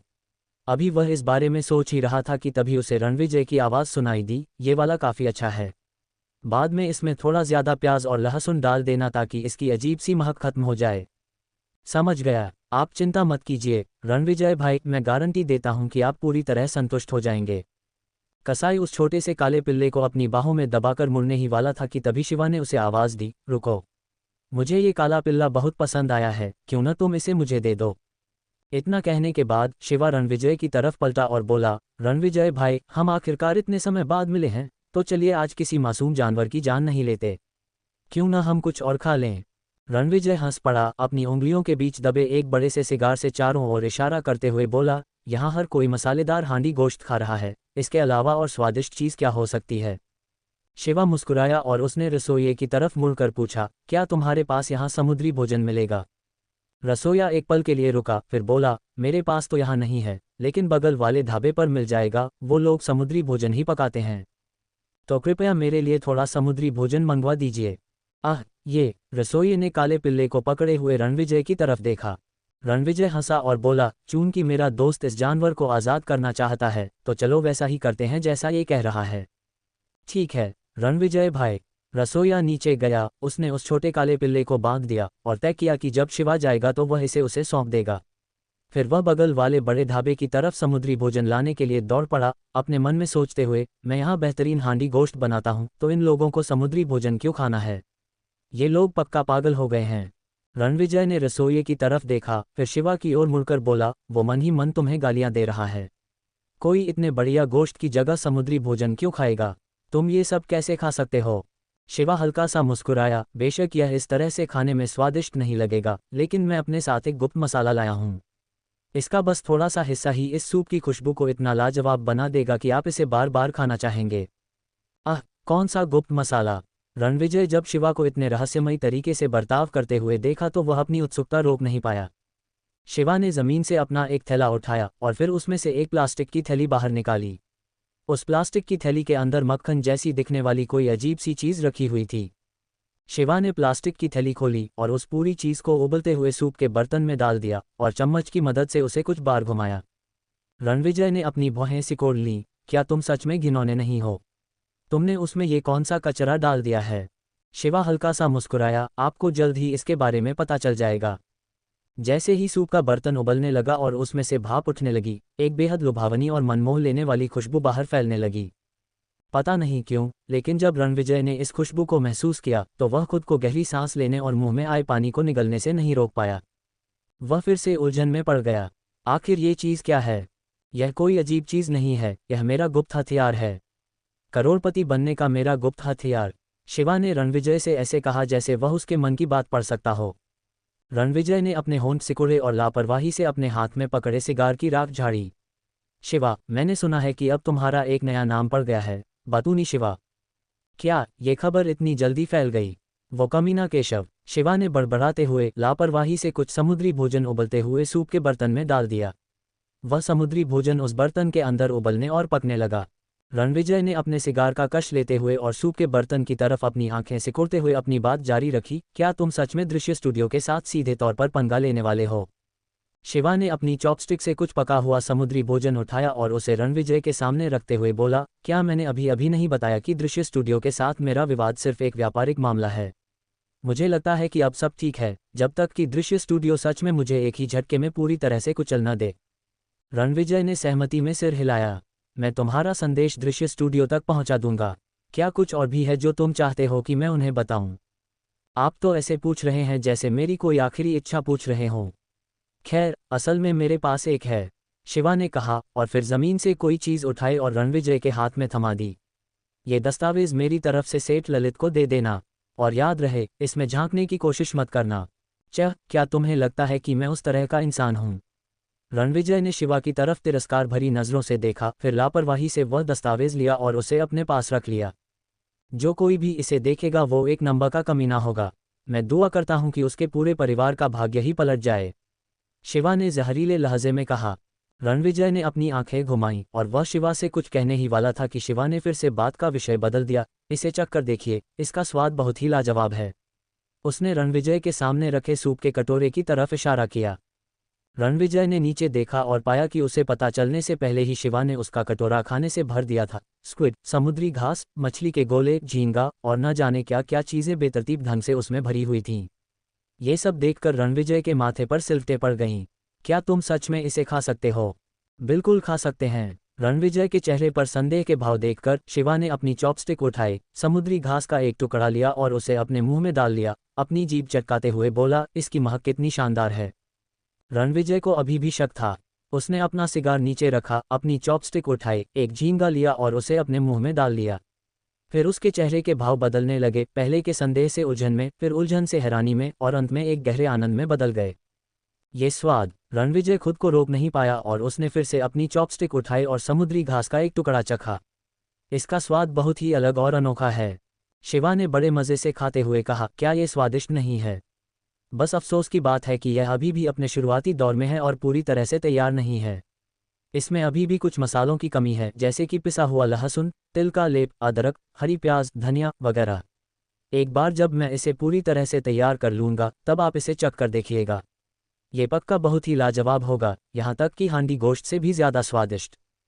तुम फिर से बड़ी बड़ी डींगें हाँक रहे हो, रणविजय ने कहा, लेकिन उसकी चॉपस्टिक लगातार चल रही थी और वह एक के बाद एक निवाला खा रहा था। यहाँ तक कि वह खुद को सूप का एक घूंट चखने से भी नहीं रोक पाया और उसे वह बहुत ही स्वादिष्ट लगा। जल्द ही समुद्री भोजन का वह बर्तन लगभग खाली हो गया। रणविजय ने अपने पेट पर हाथ फेरा, जो अब गोल और पूरा भर चुका था। वह इतना खा चुका था कि अब उससे और बैठा नहीं जा रहा था। तभी उसे याद आया कि उसने अपनी पत्नी श्वेता से वादा किया था कि वह रात को कम खाना खाएगा। उसे उम्मीद नहीं थी कि वह आज रात इतना सारा खाना खा लेगा। उसे यकीन था कि जब वह घर जाएगा तो उसे पक्का डांट पड़ेगी। बेमन से अपनी चॉपस्टिक नीचे रखते हुए रणविजय ने सूप के बर्तन की तरफ इशारा किया और बोला, आखिर तुमने इसमें ऐसा क्या मिलाया था? इसका स्वाद तो एकदम अनोखा है। शिवा हल्का सा मुस्कुराया, मैंने आपसे कहा था ना, यह मेरा गुप्त हथियार है। सही समय आने पर आपको खुद ही पता चल जाएगा। क्या पता हम इससे बहुत सारा पैसा भी कमा लें। ये देखकर कि शिवा अब इस बारे में और कुछ नहीं बताना चाहता, रणविजय ने भी उस पर ज्यादा दबाव नहीं डाला। इस समय तक दोनों ने लगभग अपना खाना खत्म कर लिया था और रणविजय को जो कुछ भी कहना था वह कह चुका था, जिसे अपना पूरा जोर लगाना कहा जा सकता है। चूंकि शिवा ने सेठ ललित के परिवार के खिलाफ जाने का पक्का इरादा कर लिया था, इसलिए अब रणविजय के कुछ भी और करने का कोई मतलब नहीं था। शिवा ने रणविजय से कुछ और मिनटों तक बातचीत की, फिर बोला, मैं जानता हूं कि आप एक बहुत ही व्यस्त इंसान हैं और मेरे साथ खाना खाने के लिए समय निकालना ही मेरे लिए एक बहुत बड़े सम्मान की बात है, इसलिए मैं अब आपको और परेशान नहीं करूंगा। और हाँ, कृपया उस दस्तावेज को सेठ ललित तक पहुंचाने में मेरी मदद करना मत भूलिएगा। पहले से ही आपका बहुत बहुत धन्यवाद। अपनी बात खत्म करने के बाद शिवा अपनी जगह से उठा, अपना सामान उठाया, ढाबे के रसोई से वह छोटा काला पिल्ला मांगा, उसके गले में एक रस्सी बांधी और रणविजय से विदा लेने के लिए उस पिल्ले को अपने साथ ले गया। रणविजय ने, जिसके मुंह में अभी भी सिगार दबा हुआ था, धीरे से धुएं का एक छल्ला शिवा की दूर जाती हुई पीठ की तरफ छोड़ा। केशव उसके पास आया और पूछा, रणविजय भाई कैसा रहा? रणविजय ने अपनी उंगलियों के बीच सिगार को दबाते हुए कहा, ये शिवा अभी भी पहले जैसा ही है, मैं आज भी इसे समझ नहीं पाया हूँ। वह एक पल के लिए रुका, फिर उसने वह दस्तावेज बाहर निकाला जो शिवा ने उसे बॉस ललित तक पहुंचाने के लिए दिया था। वह उत्सुकता से भरा हुआ था और उसे खोलना चाहता था, लेकिन उसे अपना वादा याद आया और उसने अपनी भौहें सिकोड़ लीं और खुद पर काबू पाने की पूरी कोशिश करने लगा। केशव ने कहा, रणविजय भाई, वह तो अब जा चुका है। अगर आप देखना चाहते हैं तो बस इसे खोलिए और देख लीजिए। ऐसा कैसे हो सकता है? मैं हिंदुस्तानी डिटेक्टिव एजेंसी का मुख्य इंस्पेक्टर हूं और मुझे अपने शब्दों की कीमत रखनी होगी। और वैसे भी उस लड़के ने झांकने वाले को गालियां भी दी थीं, उसे कमीना कहा था और झांकने वाले के पूरे परिवार के भाग्य पलटने की बद्दुआ दी थी। रणविजय ने अपने हाथ में पकड़े उन दस्तावेजों को देखा, उसके अंदर किसी बिल्ली के पंजों जैसी खुजली हो रही थी। फिर उसने सीधे वो दस्तावेज केशव के हाथों में थमा दिए। तुम इसे खोलो। मैं। केशव ने अपनी नाक की तरफ इशारा किया और जोर से अपना सिर हिलाया। मैं नहीं चाहता कि मेरा पूरा परिवार रातों रात चर्चा में आ जाए। क्या तुम्हें यकीन है कि मैं अभी इसी वक्त तुम्हारे पूरे परिवार को मशहूर नहीं बना सकता? रणविजय ने केशव को घूरते हुए कहा। केशव के पास कड़वे चेहरे के साथ उस दस्तावेज को खोलने के अलावा और कोई चारा नहीं था। जैसे ही उसने वह दस्तावेज खोला, उसके पहले पन्ने पर बड़े बड़े अक्षरों में लिखा हुआ सामने आया। केशव, तू एक नंबर का कमीना है। तूने सच में इसमें झांक कर देख लिया? सत्यानाश, इस लड़के ने पहले ही कैसे अंदाज़ा लगा लिया कि मैं ही इसे खोलूंगा। केशव इतना हैरान था कि उसके हाथ से वह दस्तावेज लगभग छूट ही गया था। रणविजय की आंखें भी फटी की फटी रह गईं। क्या ये लड़का भविष्य देख सकता है? केशव ने रणविजय की तरफ देखा और अपनी पलकें झपकाईं। तो क्या अब हमें इसे आगे पढ़ना चाहिए या नहीं? रणविजय ने गहरी सांस ली। एक मर्द को हमेशा अपनी बात पर कायम रहना चाहिए। जब तय हो ही गया है कि देखना है तो देखेंगे। केशव ने वह फाइल खोली और रणविजय ने उसमें देखा। फिर वह पूरी तरह से सुन्न पड़ गया। उसके चेहरे पर खौफ के भाव थे। इस लड़के ने क्या इस बार सच में अपनी पूरी ताकत झोंक दी है? केशव के चेहरे पर भी खौफ साफ दिखाई दे रहा था। उन दोनों ने एक दूसरे की तरफ देखा और फिर वापस उन दस्तावेजों की तरफ, जैसे उन्होंने कोई भूत देख लिया हो। Dot dot dot. शिवा अपने छोटे से काले पिल्ले को साथ लिए और कोई धुन गुनगुनाते हुए वहां ग्राहकों को लुभाने आई कई वेश्याओं को भगाते हुए तेजी से कॉलोन वॉल सिटी से बाहर निकल आया। कुछ ही दूरी पर भोला अपनी कार के सहारे खड़ा होकर सिगरेट पी रहा था। शुरुआत में वह शिवा को बाहर आता देखकर बहुत खुश हुआ, लेकिन फिर शिवा के साथ एक कुत्ते को देखकर वह हैरान रह गया। शिवा भाई, मैं सच में आपकी बहुत इज्जत करता हूँ। दूसरे लोग गोश्त खाते हैं, लेकिन आप एक को जिंदा ही बाहर ले आए। भोला ने अविश्वास भरी नजरों से उस छोटे काले पिल्ले को घूरते हुए कहा। शिवा ने वह रस्सी उसके हाथ में थमाते हुए कहा, किसी की जान बचाना 7 मंजिला मंदिर बनाने से भी बड़ा पुण्य का काम है। लेकिन ये तो एक कुत्ता है, तो हम थोड़े कम मंदिर बना लेंगे। शिवा ने कार का दरवाज़ा खोला और अंदर बैठ गया। ये कार पहले केशव यहाँ चला कर लाया था और अब भोला शिवा को वापस छोड़ने जा रहा था। भोला ने अपनी सिगरेट फेंक दी, उसे ज़मीन पर अपने जूते से रगड़ा, फिर उस कुत्ते को कार में बैठाया और खुद भी अंदर बैठ गया। कहाँ चलना है? घर चलो। क्या अब कारखाने नहीं जाना? आज मैं खुद को एक दिन की छुट्टी दे रहा हूँ। शिवा अपनी सीट पर पीछे की तरफ झुका। उसने अपनी आंखें बंद की और बोला, पगले भोला, क्या तुम्हारी वो इच्छा पूरी हो गई? भोला ने अपनी कार चलाते हुए कहा, मेरी पहले वाली इच्छाएं तो पूरी हो गई हैं, लेकिन अब मेरी कुछ नई इच्छाएं भी हैं। अब तुम्हारी क्या इच्छा है? मैं उम्मीद करता हूं कि एक दिन मैं भी रणविजय भाई की तरह ही इतना ताकतवर और शानदार बन सकूं। शिवा ने मुस्कुराते हुए कहा, इसका मतलब हम सब एक जैसे ही हैं। हमें हमेशा दूसरों की थाली में घी ज्यादा लगता है और हम कभी भी अपनी चीज़ों से संतुष्ट नहीं होते। भोला ने सिर हिलाया। जैसे जैसे इंसान बड़ा होता है, उसकी इच्छाएं भी स्वाभाविक रूप से बड़ी होती जाती हैं। क्या होगा अगर कोई तुम्हारी इच्छा पूरी करने के रास्ते में खड़ा हो जाए? भोला एक पल के लिए सुन्न रह गया। उसे समझ नहीं आ रहा था कि वह क्या जवाब दे।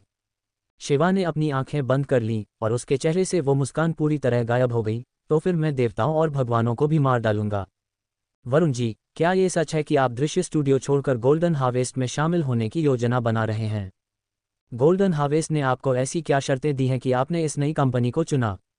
दृश्य स्टूडियो के मीडिया वालों की एक बड़ी भीड़ ने वरुण को घेर लिया था और सवालों की झड़ी लगा दी थी। बेसबॉल टोपी, एक फैशनेबल सफ़ेद रंग का स्वेटर और धूप का चश्मा पहने हुए वरुण ने मीडिया से कहा, फिलहाल मुझे अपने मामलों के बारे में कुछ नहीं कहना है। कृपया रास्ता दें और मेरे फिल्मांकन में दखल न दें। आज वरुण के लिए द ग्रेट असैसिन का आखिरी दृश्य फिल्माया जा रहा था। अफवाहें तेज थीं कि इस फिल्म के बाद वह दृश्य स्टूडियो छोड़ देंगे और नई बनी गोल्डन हार्वेस्ट फिल्म कंपनी में चले जाएंगे। पत्रकारों को फिर से करीब आता देख निर्देशक चेतन के पास अपने आदमियों को फिल्मांकन स्थल के बाहर एक इंसानी दीवार बनाने के लिए कहने के अलावा कोई विकल्प नहीं था, ताकि शोर मचाते पत्रकारों को दूर रखा जा सके। वरुण, तुम जो भी चुनाव करोगे, मैं तुम्हारा साथ दूंगा। चेतन ने वरुण के कंधे पर थपकी देते हुए कहा, दृश्य स्टूडियो कलाकारों के साथ बहुत कठोर है। शायद गोल्डन हार्वेस्ट एक अच्छा विकल्प है। अगर ऐसा है निर्देशक चेतन, तो आप मेरे साथ दृश्य स्टूडियो क्यों नहीं छोड़ देते? वरुण ने पूछा। चेतन ने सिर हिलाया। ऐसा नहीं है कि मैं जाना नहीं चाहता, मैं हम दोनों के लिए एक रास्ता खुला छोड़ रहा हूँ। अगर हम दोनों एक साथ जाते हैं और मान लो कि गोल्डन हार्वेस्ट इतनी मजबूत नहीं निकली और जल्द ही दिवालिया हो गई, तो क्या होगा? मैं यहाँ दृश्य स्टूडियो में तुम्हारे लिए अच्छी सिफारिश कर सकता हूँ और तब तुम वापस आ सकते हो। इसके विपरीत अगर गोल्डन हार्वेस्ट सच में ऊंचाइयों को छूती है तो तुम भी शिवा सिंह, जतिन वर्मा और अन्य लोगों से मेरे लिए बात कर सकते हो और तब मेरे लिए पाला बदलना कोई देर की बात नहीं होगी। वरुण ने चेतन को अंगूठा दिखाया। निर्देशक चेतन, आप सच में बहुत दूर की सोचते हैं। चेतन ने एक फीकी मुस्कान दी। ये लापरवाही की बात नहीं है, बस इतना है कि बहुत कुछ अनुभव करने के बाद मुझे हमेशा अपने लिए थोड़ी सुरक्षा रखना पसंद है। इतना कहने के बाद चेतन ने बाहर इंतजार कर रहे मीडिया के पत्रकारों की ओर देखा और अपनी आवाज़ धीमी करते हुए वरुण से कहा, पता नहीं क्यों मुझे लग रहा है कि आज इन पत्रकारों का आना थोड़ा अजीब है। मुझे उम्मीद है कि यह सिर्फ मेरा वहम है। दृश्य स्टूडियो का फिल्मांकन स्थल। दृश्य स्टूडियो की 12 सुनहरी अप्सराओं में से एक पल्लवी को भी फिल्मांकन की जगह पर मीडिया के एक बड़े समूह ने घेर लिया था। पल्लवी जी, मैंने सुना है कि आपने दृश्य स्टूडियो के साथ अपना अनुबंध न बढ़ाने का फैसला किया है और इसके बजाय गोल्डन हार्वेस्ट के साथ जुड़ना चाहती हैं। क्या ये सच है?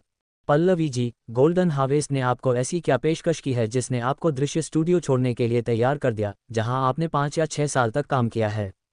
लगातार बकबक करते मीडिया पत्रकारों का सामना करते हुए लाल रंग की पोशाक पहने हुए और एक छरहरे बदन वाली पल्लवी ने अपने लोगों से उन्हें रोकने के लिए कहा, जबकि वह पास ही खड़ी एक गाड़ी में आराम करने चली गई।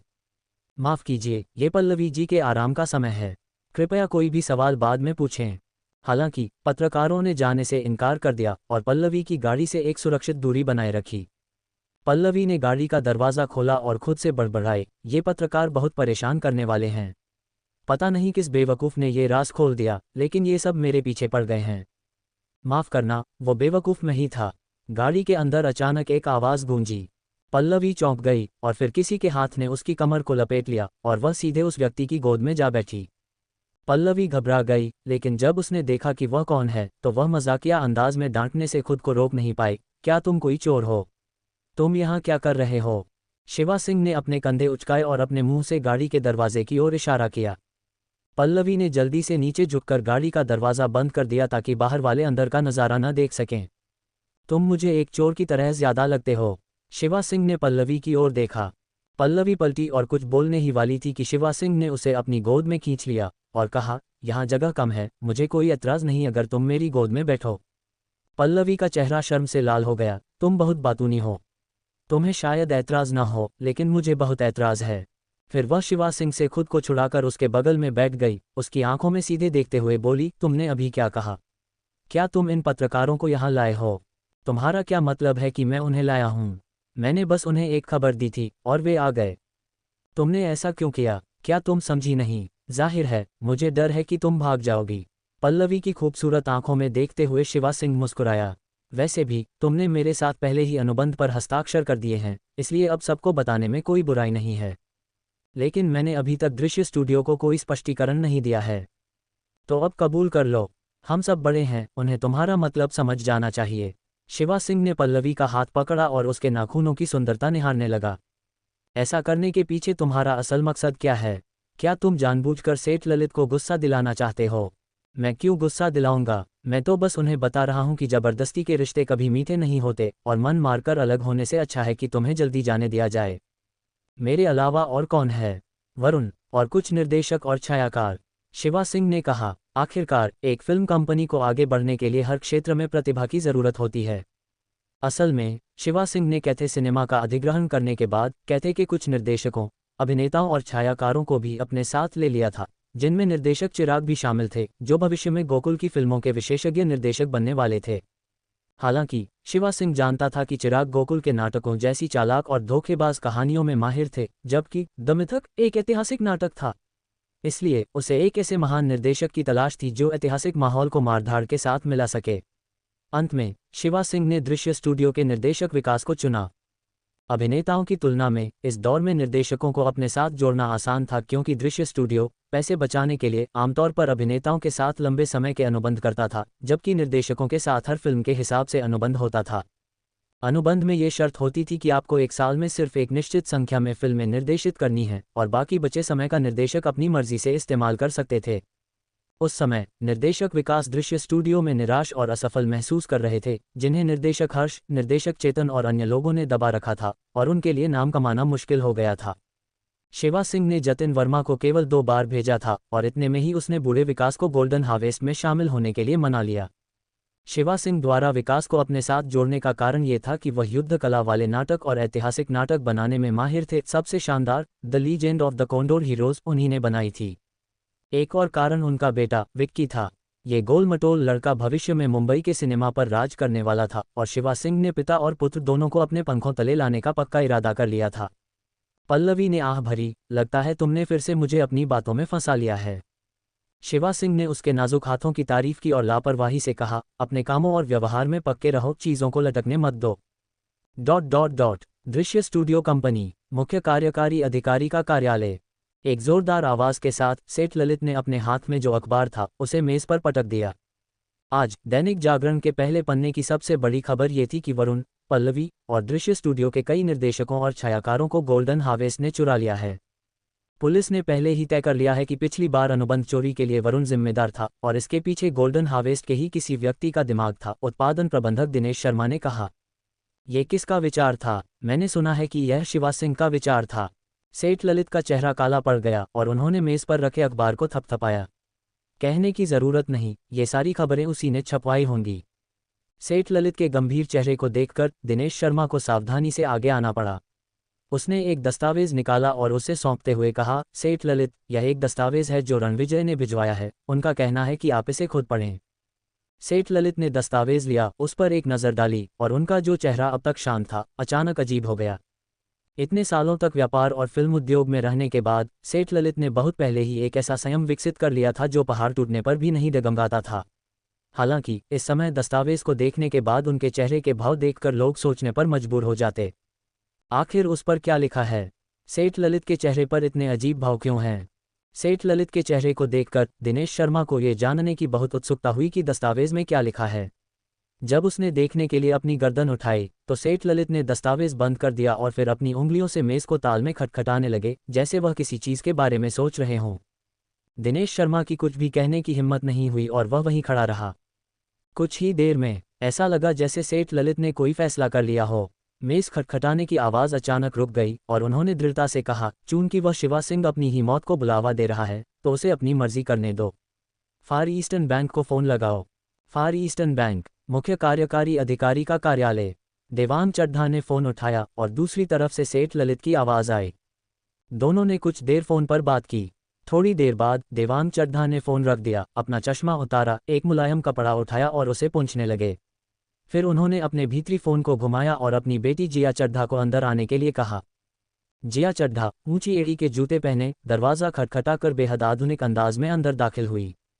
देवांग चड्ढा ने कुछ नहीं कहा, बस लापरवाही से एक दस्तावेज उसकी ओर उछाल दिया और कहा, जाओ और काम पूरा करो। जिया चड्ढा ने उस जानकारी पर एक नज़र डाली, जैसे कुछ समझ गई हो, और खुद को पूछने से रोक नहीं पाए, क्या आप पहले उसकी बहुत तारीफ नहीं करते थे? देवांग चड्ढा अपनी कुर्सी पर पीछे की ओर झुक गए। किसी पर भरोसा करना एक निजी मामला है और व्यापार एक अलग चीज़ है। अगर वह इस बार हालात को अपने पक्ष में मोड़ सका तो वह मेरे भरोसे के और भी ज़्यादा काबिल हो जाएगा। अगर वह बर्बाद हो गया तो मैं कोई दूसरा साझीदार चुन लूँगा। जिया चड्ढा हंस पड़ी, पिताजी, कभी कभी मुझे लगता है कि आप बहुत पत्थर दिल हैं। बैंक वाले सभी पत्थर दिल ही होते हैं, क्योंकि भावनाओं में बहने वाले बैंक वाले अब तक कब्रिस्तानों में दफन हो चुके हैं, खासकर मुंबई जैसी जगह पर। ये कहने के बाद देवांग चड्ढा ने अपना साफ किया हुआ चश्मा वापस पहन लिया और कहा, अपने काम पर लग जाओ। जिया चड्ढा ने सिर हिलाया, इस बार मुझे 1 हफ्ते का समय दीजिए। देवांग चड्ढा हल्के से मुस्कुराए, 1 हफ्ते में जिंदगी और मौत का फैसला, कितना दिलचस्प है।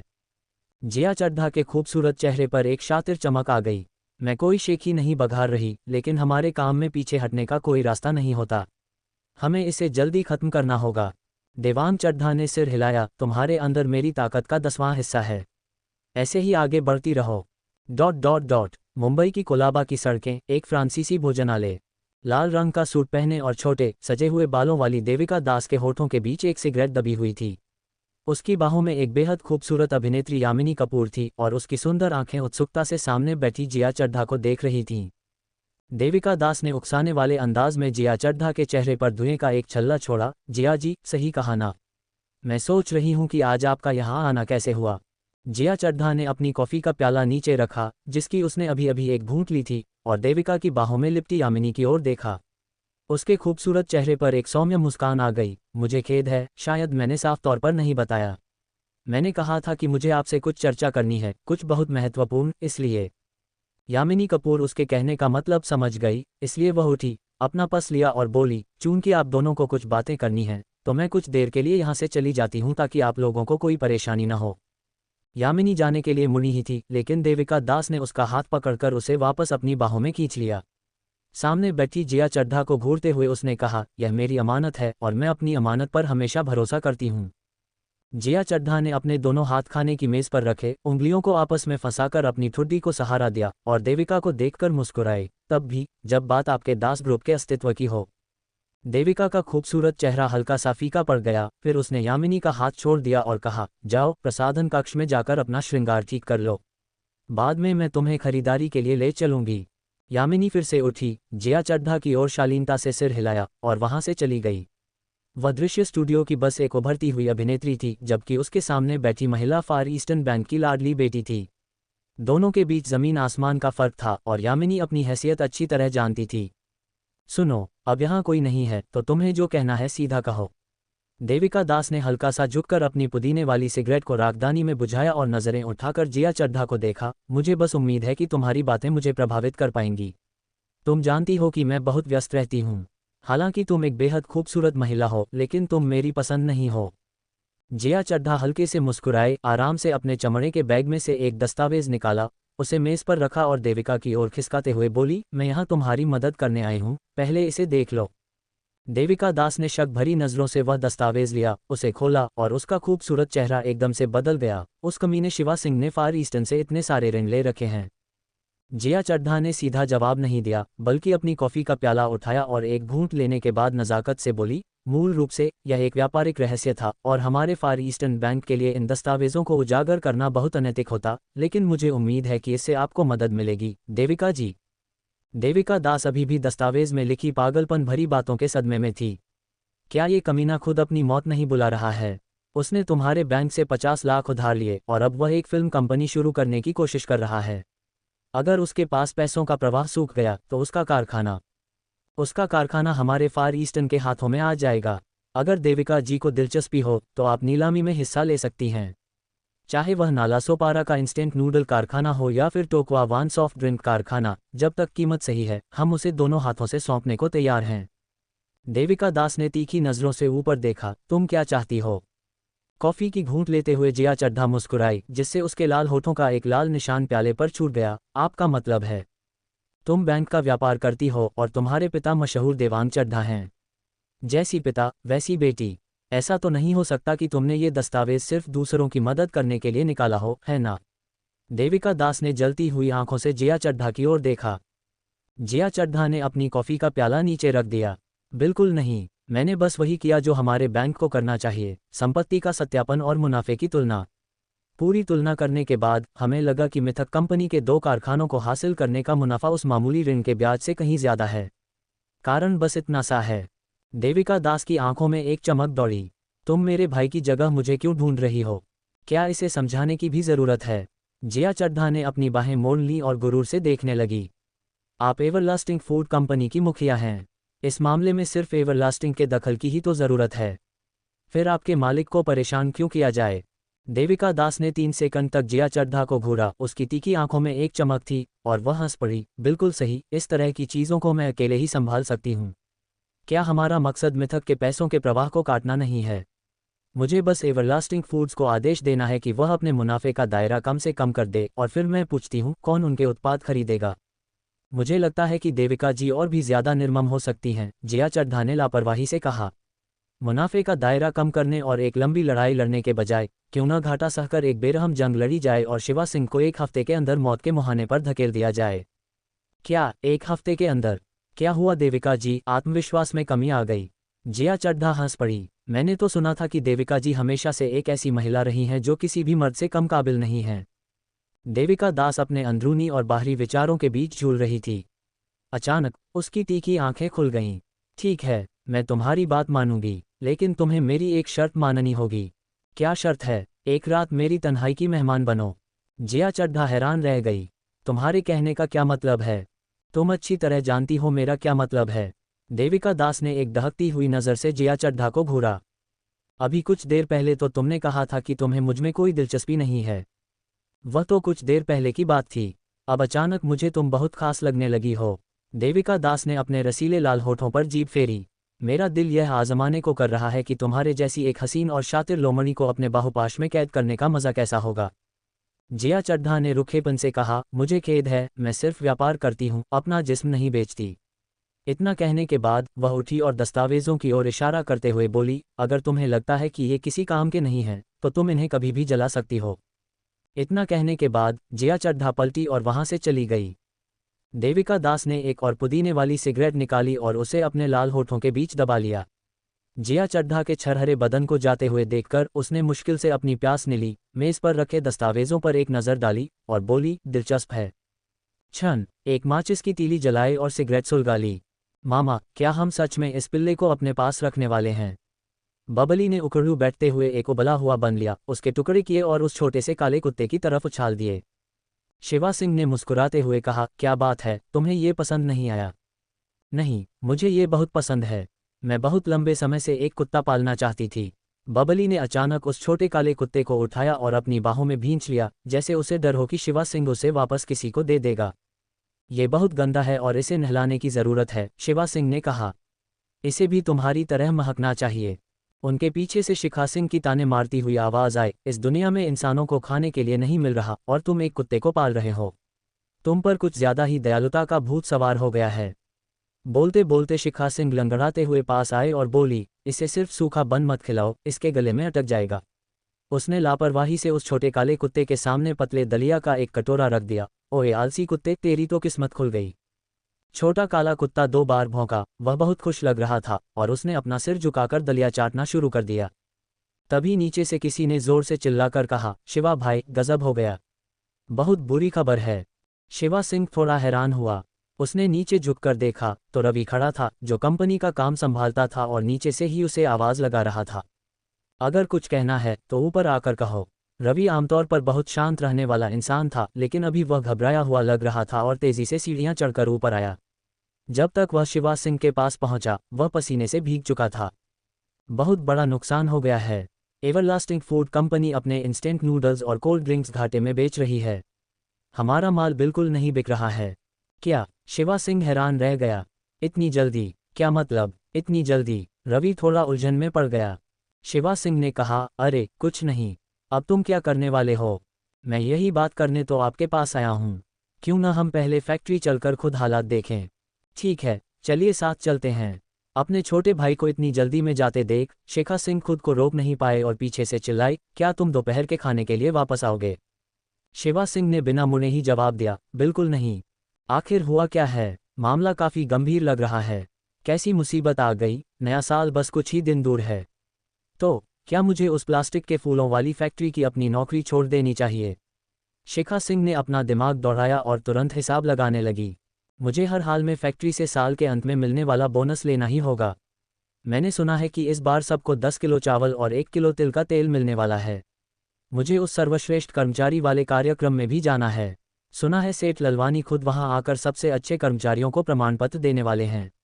मैंने वहां इतने लंबे समय तक काम किया है, भले ही मैंने कुछ खास न किया हो, पर मेहनत तो बहुत की है। ...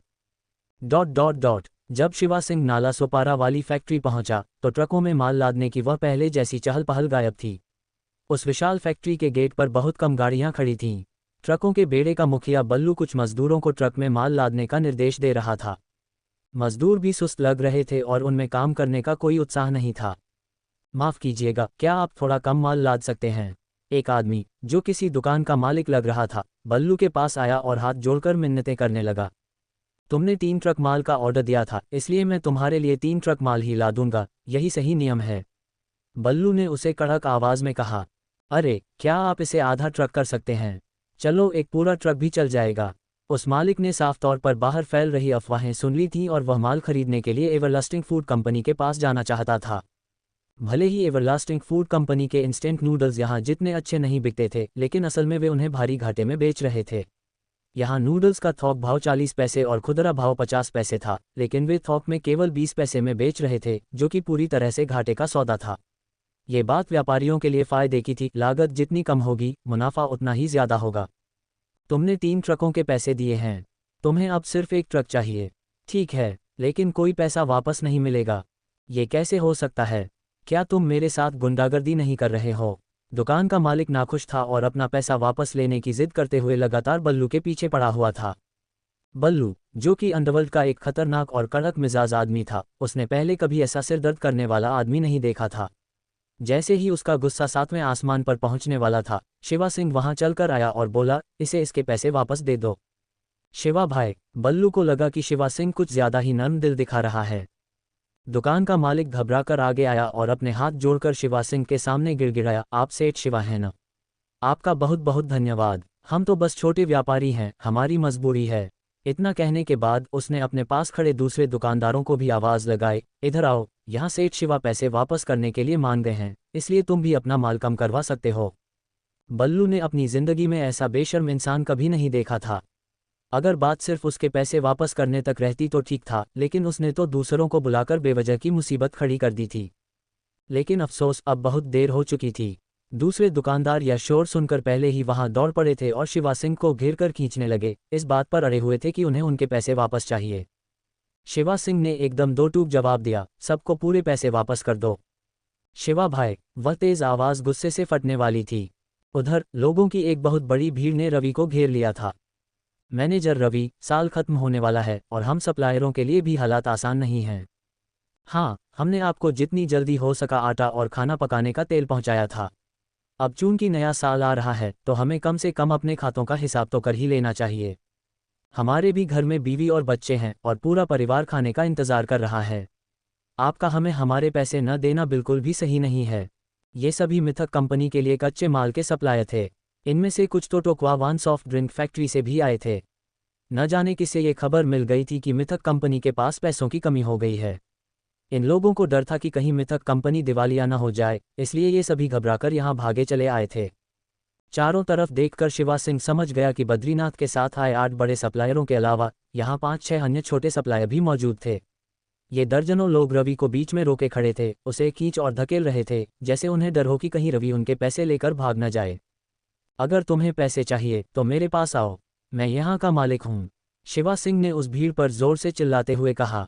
असल में बद्रीनाथ और अन्य लोगों ने शिवा सिंह को बहुत पहले ही देख लिया था, लेकिन उन्हें सीधे शिवा सिंह से पैसे मांगने में शर्म आ रही थी। शिवा सिंह के उनके साथ बहुत अच्छे रिश्ते थे। जब फैक्ट्री खुली थी तो वे सभी जश्न मनाने आए थे। जब व्यापार अच्छा चल रहा था तो उन सभी ने जमकर मुनाफा कमाया था। मुझे माफ़ कर दीजिए सेठ शिवा। बद्रीनाथ ने खुद पर जोर डालकर आगे कदम बढ़ाया और हाथ जोड़कर शिवा सिंह के सामने अभिवादन किया। हमें ये खबर मिली थी कि आपकी कंपनी कुछ आर्थिक मुश्किलों से गुजर रही है और ऐसा है कि साल का अंत भी आ रहा है, तो हमें भी अपना हिसाब किताब करना है और दूसरों का पैसा भी चुकाना है, इसलिए। शिवा सिंह ने अपना हाथ हिलाते हुए बात काटी, सेठ बद्रीनाथ और आप सभी, आगे कुछ भी सफाई देने की कोई ज़रूरत नहीं है। मैं जानता हूं कि पैसा कमाना आसान नहीं है। मैं ये भी जानता हूं कि साल के अंत में हालात कितने मुश्किल होते हैं। अगर आप लोगों को मुझ पर, इस शिवा पर ज़रा भी भरोसा है तो कृपया कल सीधे शेनहुआ कंपनी के फाइनेंस विभाग में जाएं और अपना पूरा हिसाब कर लें। बद्रीनाथ और अन्य लोगों ने एक दूसरे की तरफ देखा और अंत में बद्रीनाथ ने हाथ जोड़कर शिवा सिंह को सिर झुकाकर कहा, हम सभी पुराने दोस्त हैं और हमें एक दूसरे पर पूरा भरोसा है। हम अभी चलते हैं। हमारे कारण जो भी परेशानी हुई उसके लिए हम दिल से माफ़ी मांगते हैं। बाकी लोगों ने भी मुड़कर जाने से पहले शिवा सिंह को हाथ जोड़कर प्रणाम किया। जैसे ही इन लोगों के जाने के बाद रवि कुछ कहने वाला था, शिवा सिंह ने उसे बीच में ही टोक दिया, पहले कंपनी वापस जाओ और उन सभी पैसों का इंतजाम करो जिन्हें हमारी कंपनी अभी इस्तेमाल कर सकती है। कल इन लोगों का सारा हिसाब चुका देना। रवि ने कुछ कहने के लिए मुंह खोला, लेकिन अंत में वह चुप ही रहा।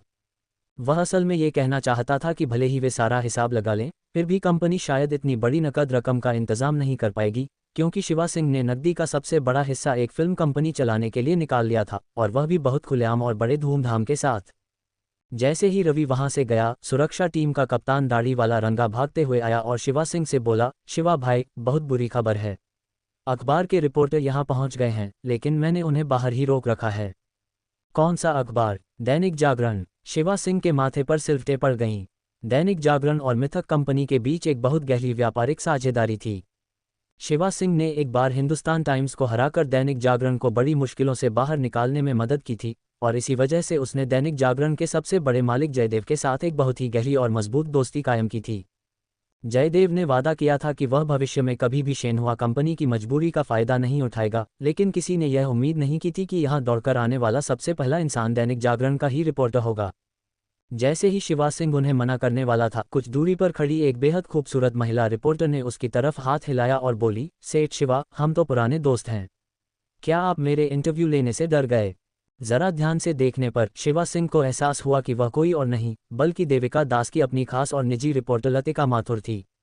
ऐसा कैसे हो सकता है?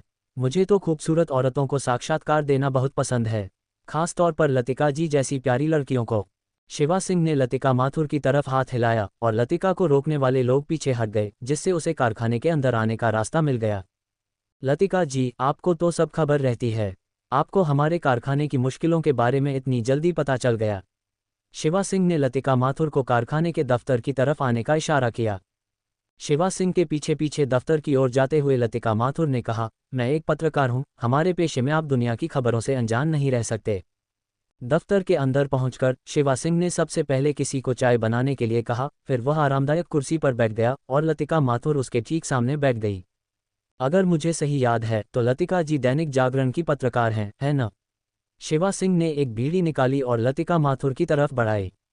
लतिका माथुर ने अपना हाथ हिलाकर मना कर दिया, यह जताते हुए कि वह धूम्रपान नहीं करती। शिवा सिंह ने बीड़ी जलाए, अपने पैर पर पैर रखा और कश खींचने लगा।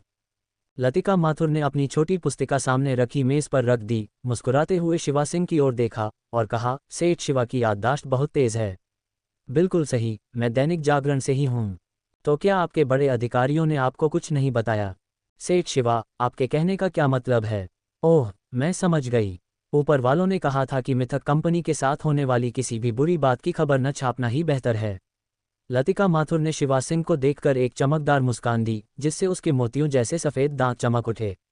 हालांकि हमारे मालिक ने यह भी कहा था कि अगर ये बुरी बातें सच हैं तो अखबार वाले होने के नाते ये हमारी जिम्मेदारी है कि हम सच्चाई और न्याय के लिए आवाज़ उठाएं। बहुत खूब, सच्चाई के लिए बोलना और न्याय का साथ देना।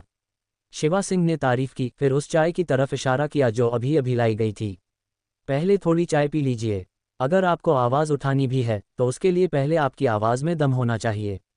लतिका माथुर हल्की सी मुस्कुराई, अपनी चाय की प्याली उठाई, एक घूंट लिया, फिर अपने बालों की एक लट को कान के पीछे करते हुए शिवा सिंह की ओर देखकर बोली, मेरे पास सेठ शिवा के लिए सिर्फ 3 सवाल हैं। पहला, क्या आपकी कंपनी को नकदी की भारी कमी का सामना करना पड़ रहा है?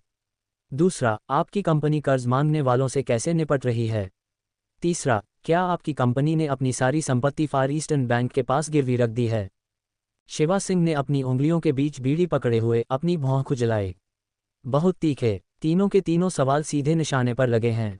लतिका माथुर बोली, कृपया जवाब दीजिए, क्या इसकी कोई ज़रूरत है? शिवा सिंह ने लापरवाही से उसकी तरफ देखा, फिर लतिका माथुर की आंखों में घूरते हुए बोला, क्या आप सच में यहाँ जवाब ढूंढने आए हैं, या फिर आप बस 3 से 5 मिनट तक यहाँ खाली बैठना चाहती हैं? आपका इस बात से क्या मतलब है? आप अच्छी तरह जानती हैं कि मेरा क्या मतलब है, शिवा सिंह ने सहजता से कहा। आपको जो चाहिए वह मेरा जवाब नहीं बल्कि एक तमाशा है। अगर मैं आपको जवाब दे भी दूं तो भी कल अखबार में जो छपेगा वह शायद पूरी तरह से तोड़ मरोड़ कर पेश किया गया होगा और सच्चाई से कोसों दूर होगा। इस तरह का काम आप जैसी पत्रकार के लिए एकदम सही है, जिसके पास न तो कोई उसूल है और न ही कोई ज़मीर है न। सेठ शिवा, कृपया तमीज़ से बात कीजिए। लतिका माथुर अचानक से खड़ी हो गई। शिवा सिंह ने अपनी उंगलियों के बीच बीड़ी दबाए हुए आरामदायक कुर्सी की तरफ इशारा किया, शांत हो जाए, मैंने अभी अपनी बात पूरी नहीं की है। लतिका माथुर गुस्से में फिर से बैठ गई। शिवा सिंह ने कहा, ये रहा आपका पहला जवाब, हमारी मिथक कंपनी वाकई में आर्थिक मुश्किलों से गुजर रही है। दूसरा, मैं हमारे पीछे पड़े कर्जदारों से पूरी ईमानदारी से निपटूंगा और हम अपना सारा बकाया कर्ज चुकाएंगे। तीसरा, हाँ, मेरी कंपनी की ज़्यादातर संपत्ति फार ईस्टर्न बैंक के पास गिरवी रख दी गई है। क्या आप इन जवाबों से संतुष्ट हैं? लतिका माथुर हक्की बक्की रह गई, उसे शायद उम्मीद नहीं थी कि शिवा सिंह इतनी आसानी से जवाब दे देगा। आपके जवाब के लिए शुक्रिया। लतिका माथुर ने अपना सामान समेटा और जाने के लिए मुड़ी। और हाँ, शिवा सिंह ने लतिका माथुर की जाती हुई पीठ को देखते हुए कहा, एक बात है जो मैं चाहता हूं कि लतिका जी आगे तक पहुंचा दें। लतिका माथुर बिना मुड़े ही रुक गई। देविका दास से कह देना कि मैं एवरलास्टिंग फूड कंपनी पर कब्जा करने वाला हूं। लतिका माथुर हल्की सी कांपी, फिर मुड़ी और शिवा सिंह की ओर देखकर मुस्कुराई, सेठ शिवा, आप बहुत मजा किया हैं। अलविदा। इतना कहने के बाद उसने जल्दी से अपने ऊंची एड़ी के जूते पहने और वहां से चली गई। उसके पीछे शिवा सिंह कुर्सी पर अपने हाथ फैलाए, उंगलियों के बीच बीड़ी पकड़े, धुएं का एक छल्ला छोड़ते हुए उसकी जाती हुई परछाई को देखता रहा। सच में तुम्हें लगता है कि मैं मजाक कर रहा हूँ? ये बहुत ही शर्मिंदगी की बात है। यह आखिरी बार है, यह आखिरी बार है जब मैं तुम्हारे लिए कुछ कर रही हूँ। लतिका माथुर ने सलाहकार सुशांत द्वारा उसे दिए गए 500 रुपये लिए और कुछ गुस्से में शिकायत की। तुम्हें अंदाजा भी नहीं है कि शिवा सिंह से निपटना कितना मुश्किल है। उसका बोला गया हर एक शब्द कांटों की तरह चुभने वाला और चोट पहुंचाने वाला होता है। सलाहकार सुशांत हंसा। गुस्सा मत हो, हम इतने लंबे समय से एक साथ काम कर रहे हैं। वह नाकारा शिवा सिंह कोई राक्षस नहीं है। क्या तुमने अपना काम बेहतरीन तरीके से नहीं किया? वह इसलिए क्योंकि तुमने उससे सवाल जवाब नहीं किए हैं। शिवा सिंह के साथ हुए उस साक्षात्कार के बारे में सोचकर ही लतिका माथुर की रीढ़ की हड्डी में सिहरन दौड़ गई, खास तौर पर शिवा सिंह की वह तिरस्कार भरी नज़र, जैसे वह मंच पर किसी विदूषक को करतब दिखाते हुए देख रहा हो और वह विदूषक खुद लतिका हो। वह पत्रकारिता की दुनिया में एक जानी मानी और खूबसूरत पत्रकार है। उसके साथ पहले कभी किसी ने एक विदूषक की तरह बर्ताव कब किया था? वह शिवा सिंह कोई आम इंसान नहीं है। तुम उससे क्या पूछना चाहती हो, ये वह किसी और से बेहतर जानता है। और वह अच्छी तरह जानता है कि तुम्हारी योजना क्या है। तुम उससे कुछ नहीं छिपा सकती। क्या वह सच में इतना कमाल का है? ये बात सलाहकार सुशांत ने नहीं कही थी, बल्कि कुछ ही दूरी पर गाड़ी में बैठे एक इंसान ने कही थी। देविका दास ने धीरे से गाड़ी की खिड़की खोली, जिससे उसका बेहद खूबसूरत चेहरा दिखाई दिया, और उसने अपनी उंगली से लतिका माथुर को इशारा किया, इधर आओ, अंदर बैठो और बात करो। लतिका माथुर पल भर के लिए सन रह गई। दास परिवार की इस सबसे बड़ी बेटी से यह उसकी पहली मुलाकात थी। इससे पहले उसने केवल सलाहकार सुशांत के साथ ही बातचीत की थी। लतिका माथुर को अभी भी उलझन में खड़ा देखकर सलाहकार सुशांत ने जल्दी से कहा, तुम अभी भी वहां क्यों खड़ी हो? हमारी मालकिन तुमसे बात करना चाहती हैं। लतिका माथुर एक पल के लिए झिझकी, लेकिन उसके सलाहकार सुशांत ने उसे आगे धकेलते हुए कहा, जाओ भी, मुझ पर भरोसा रखो, ये तुम्हारी अच्छी किस्मत है। लतिका माथुर फिर झिझकते हुए गाड़ी की ओर चल पड़ी। भैरव गाड़ी से बाहर निकला, उसने दरवाज़ा खोला, लतिका माथुर को अंदर बैठने दिया, फिर दरवाज़ा बंद कर दिया और गाड़ी की ओर पीट करके थोड़ी दूर जाकर खड़ा हो गया। सलाहकार सुशांत करीब झुका, उसने एक बीड़ी निकाली और भैरव को सौंपते हुए कहा, क्या बात है, मालकिन को इस महिला पत्रकार पर फिर से दिल आ गया है क्या? भैरव खामोश रहा। सलाहकार सुशांत ने अपनी दी हुई बीड़ी वापस ले ली और कहा, तुम इतना अकड़ क्यों दिखा रहे हो? मैं तुम्हें सबक सिखाऊंगा। फिर उसने खुद वह बीड़ी ले ली, उसे माचिस से जलाया और अपने मुंह में दबा लिया। क्या मैं आपका नाम जान सकती हूँ? लतिका माथुर। यह एक अच्छा नाम है। मुझे तुम्हारा नाम बहुत पसंद आया। देविका दास खिसक कर लतिका माथुर के और करीब आ गई। लतिका माथुर को दास परिवार की यह सबसे बड़ी बेटी बड़ी अजीब लगी, लेकिन वह ठीक से यह नहीं समझ पा रही थी कि उसके साथ क्या गड़बड़ है। क्या तुम सच में उस नाकारा शिवा सिंह से डरती हो? मुझे बस ऐसा लगा कि उससे सवाल जवाब करना बहुत मुश्किल काम है। सच में? तो फिर मैं तुम्हें अब उसके पास नहीं भेजूंगी, मैं तुमसे कुछ और काम करवाऊंगी। देविका दास लतिका माथुर के और करीब झुकी। तुम बाल धोने के लिए क्या इस्तेमाल करती हो? इसमें से बहुत अच्छी महक आ रही है। मैंने किसी खास चीज़ का इस्तेमाल नहीं किया, मैंने सिर्फ नहाने वाले साबुन का इस्तेमाल किया था। लतिका माथुर का परिवार बहुत अमीर नहीं था, उसके पिता को जुए की लत थी और उसने पत्रकार के तौर पर इतने सालों में जो भी पैसा कमाया था वह सब उनके कर्ज चुकाने में चला गया था। कितनी बेचारी हो तुम जैसी खूबसूरत लड़की को तो बाल धोने के लिए सबसे अच्छी चीज़ों का इस्तेमाल करना चाहिए। आह, मुझे माफ़ कीजिए देविका जी, मुझे कुछ और भी काम है। लतिका माथुर ने घबराते हुए हकलाकर कहा। ओह वैसे देविका जी, एक बात है जो मैं आपको बताना भूल गई थी। तुम्हारा क्या मतलब है? आह, उस शिवा सिंह ने कहा था कि वह एवरलास्टिंग फूड कंपनी को निगलना चाहता है। क्या? देविका दास की तीखी आंखों में एक ठंडी चमक दौड़ गई। वह मरने की कगार पर पहुंचकर भी इतनी बड़ी बड़ी बातें करने की हिम्मत करता है। मुझे लगता है कि उसे शिवा सिंह के बजाय डींगे हाँकने वाला शिवा कहा जाना चाहिए। देविका दास ये कभी नहीं मान सकती थी कि शिवा सिंह इस बार हालात को अपने पक्ष में पलट सकता है। 7 दिन, सिर्फ 7 दिन, वह शिवा सिंह को कुचल कर रख सकती थी।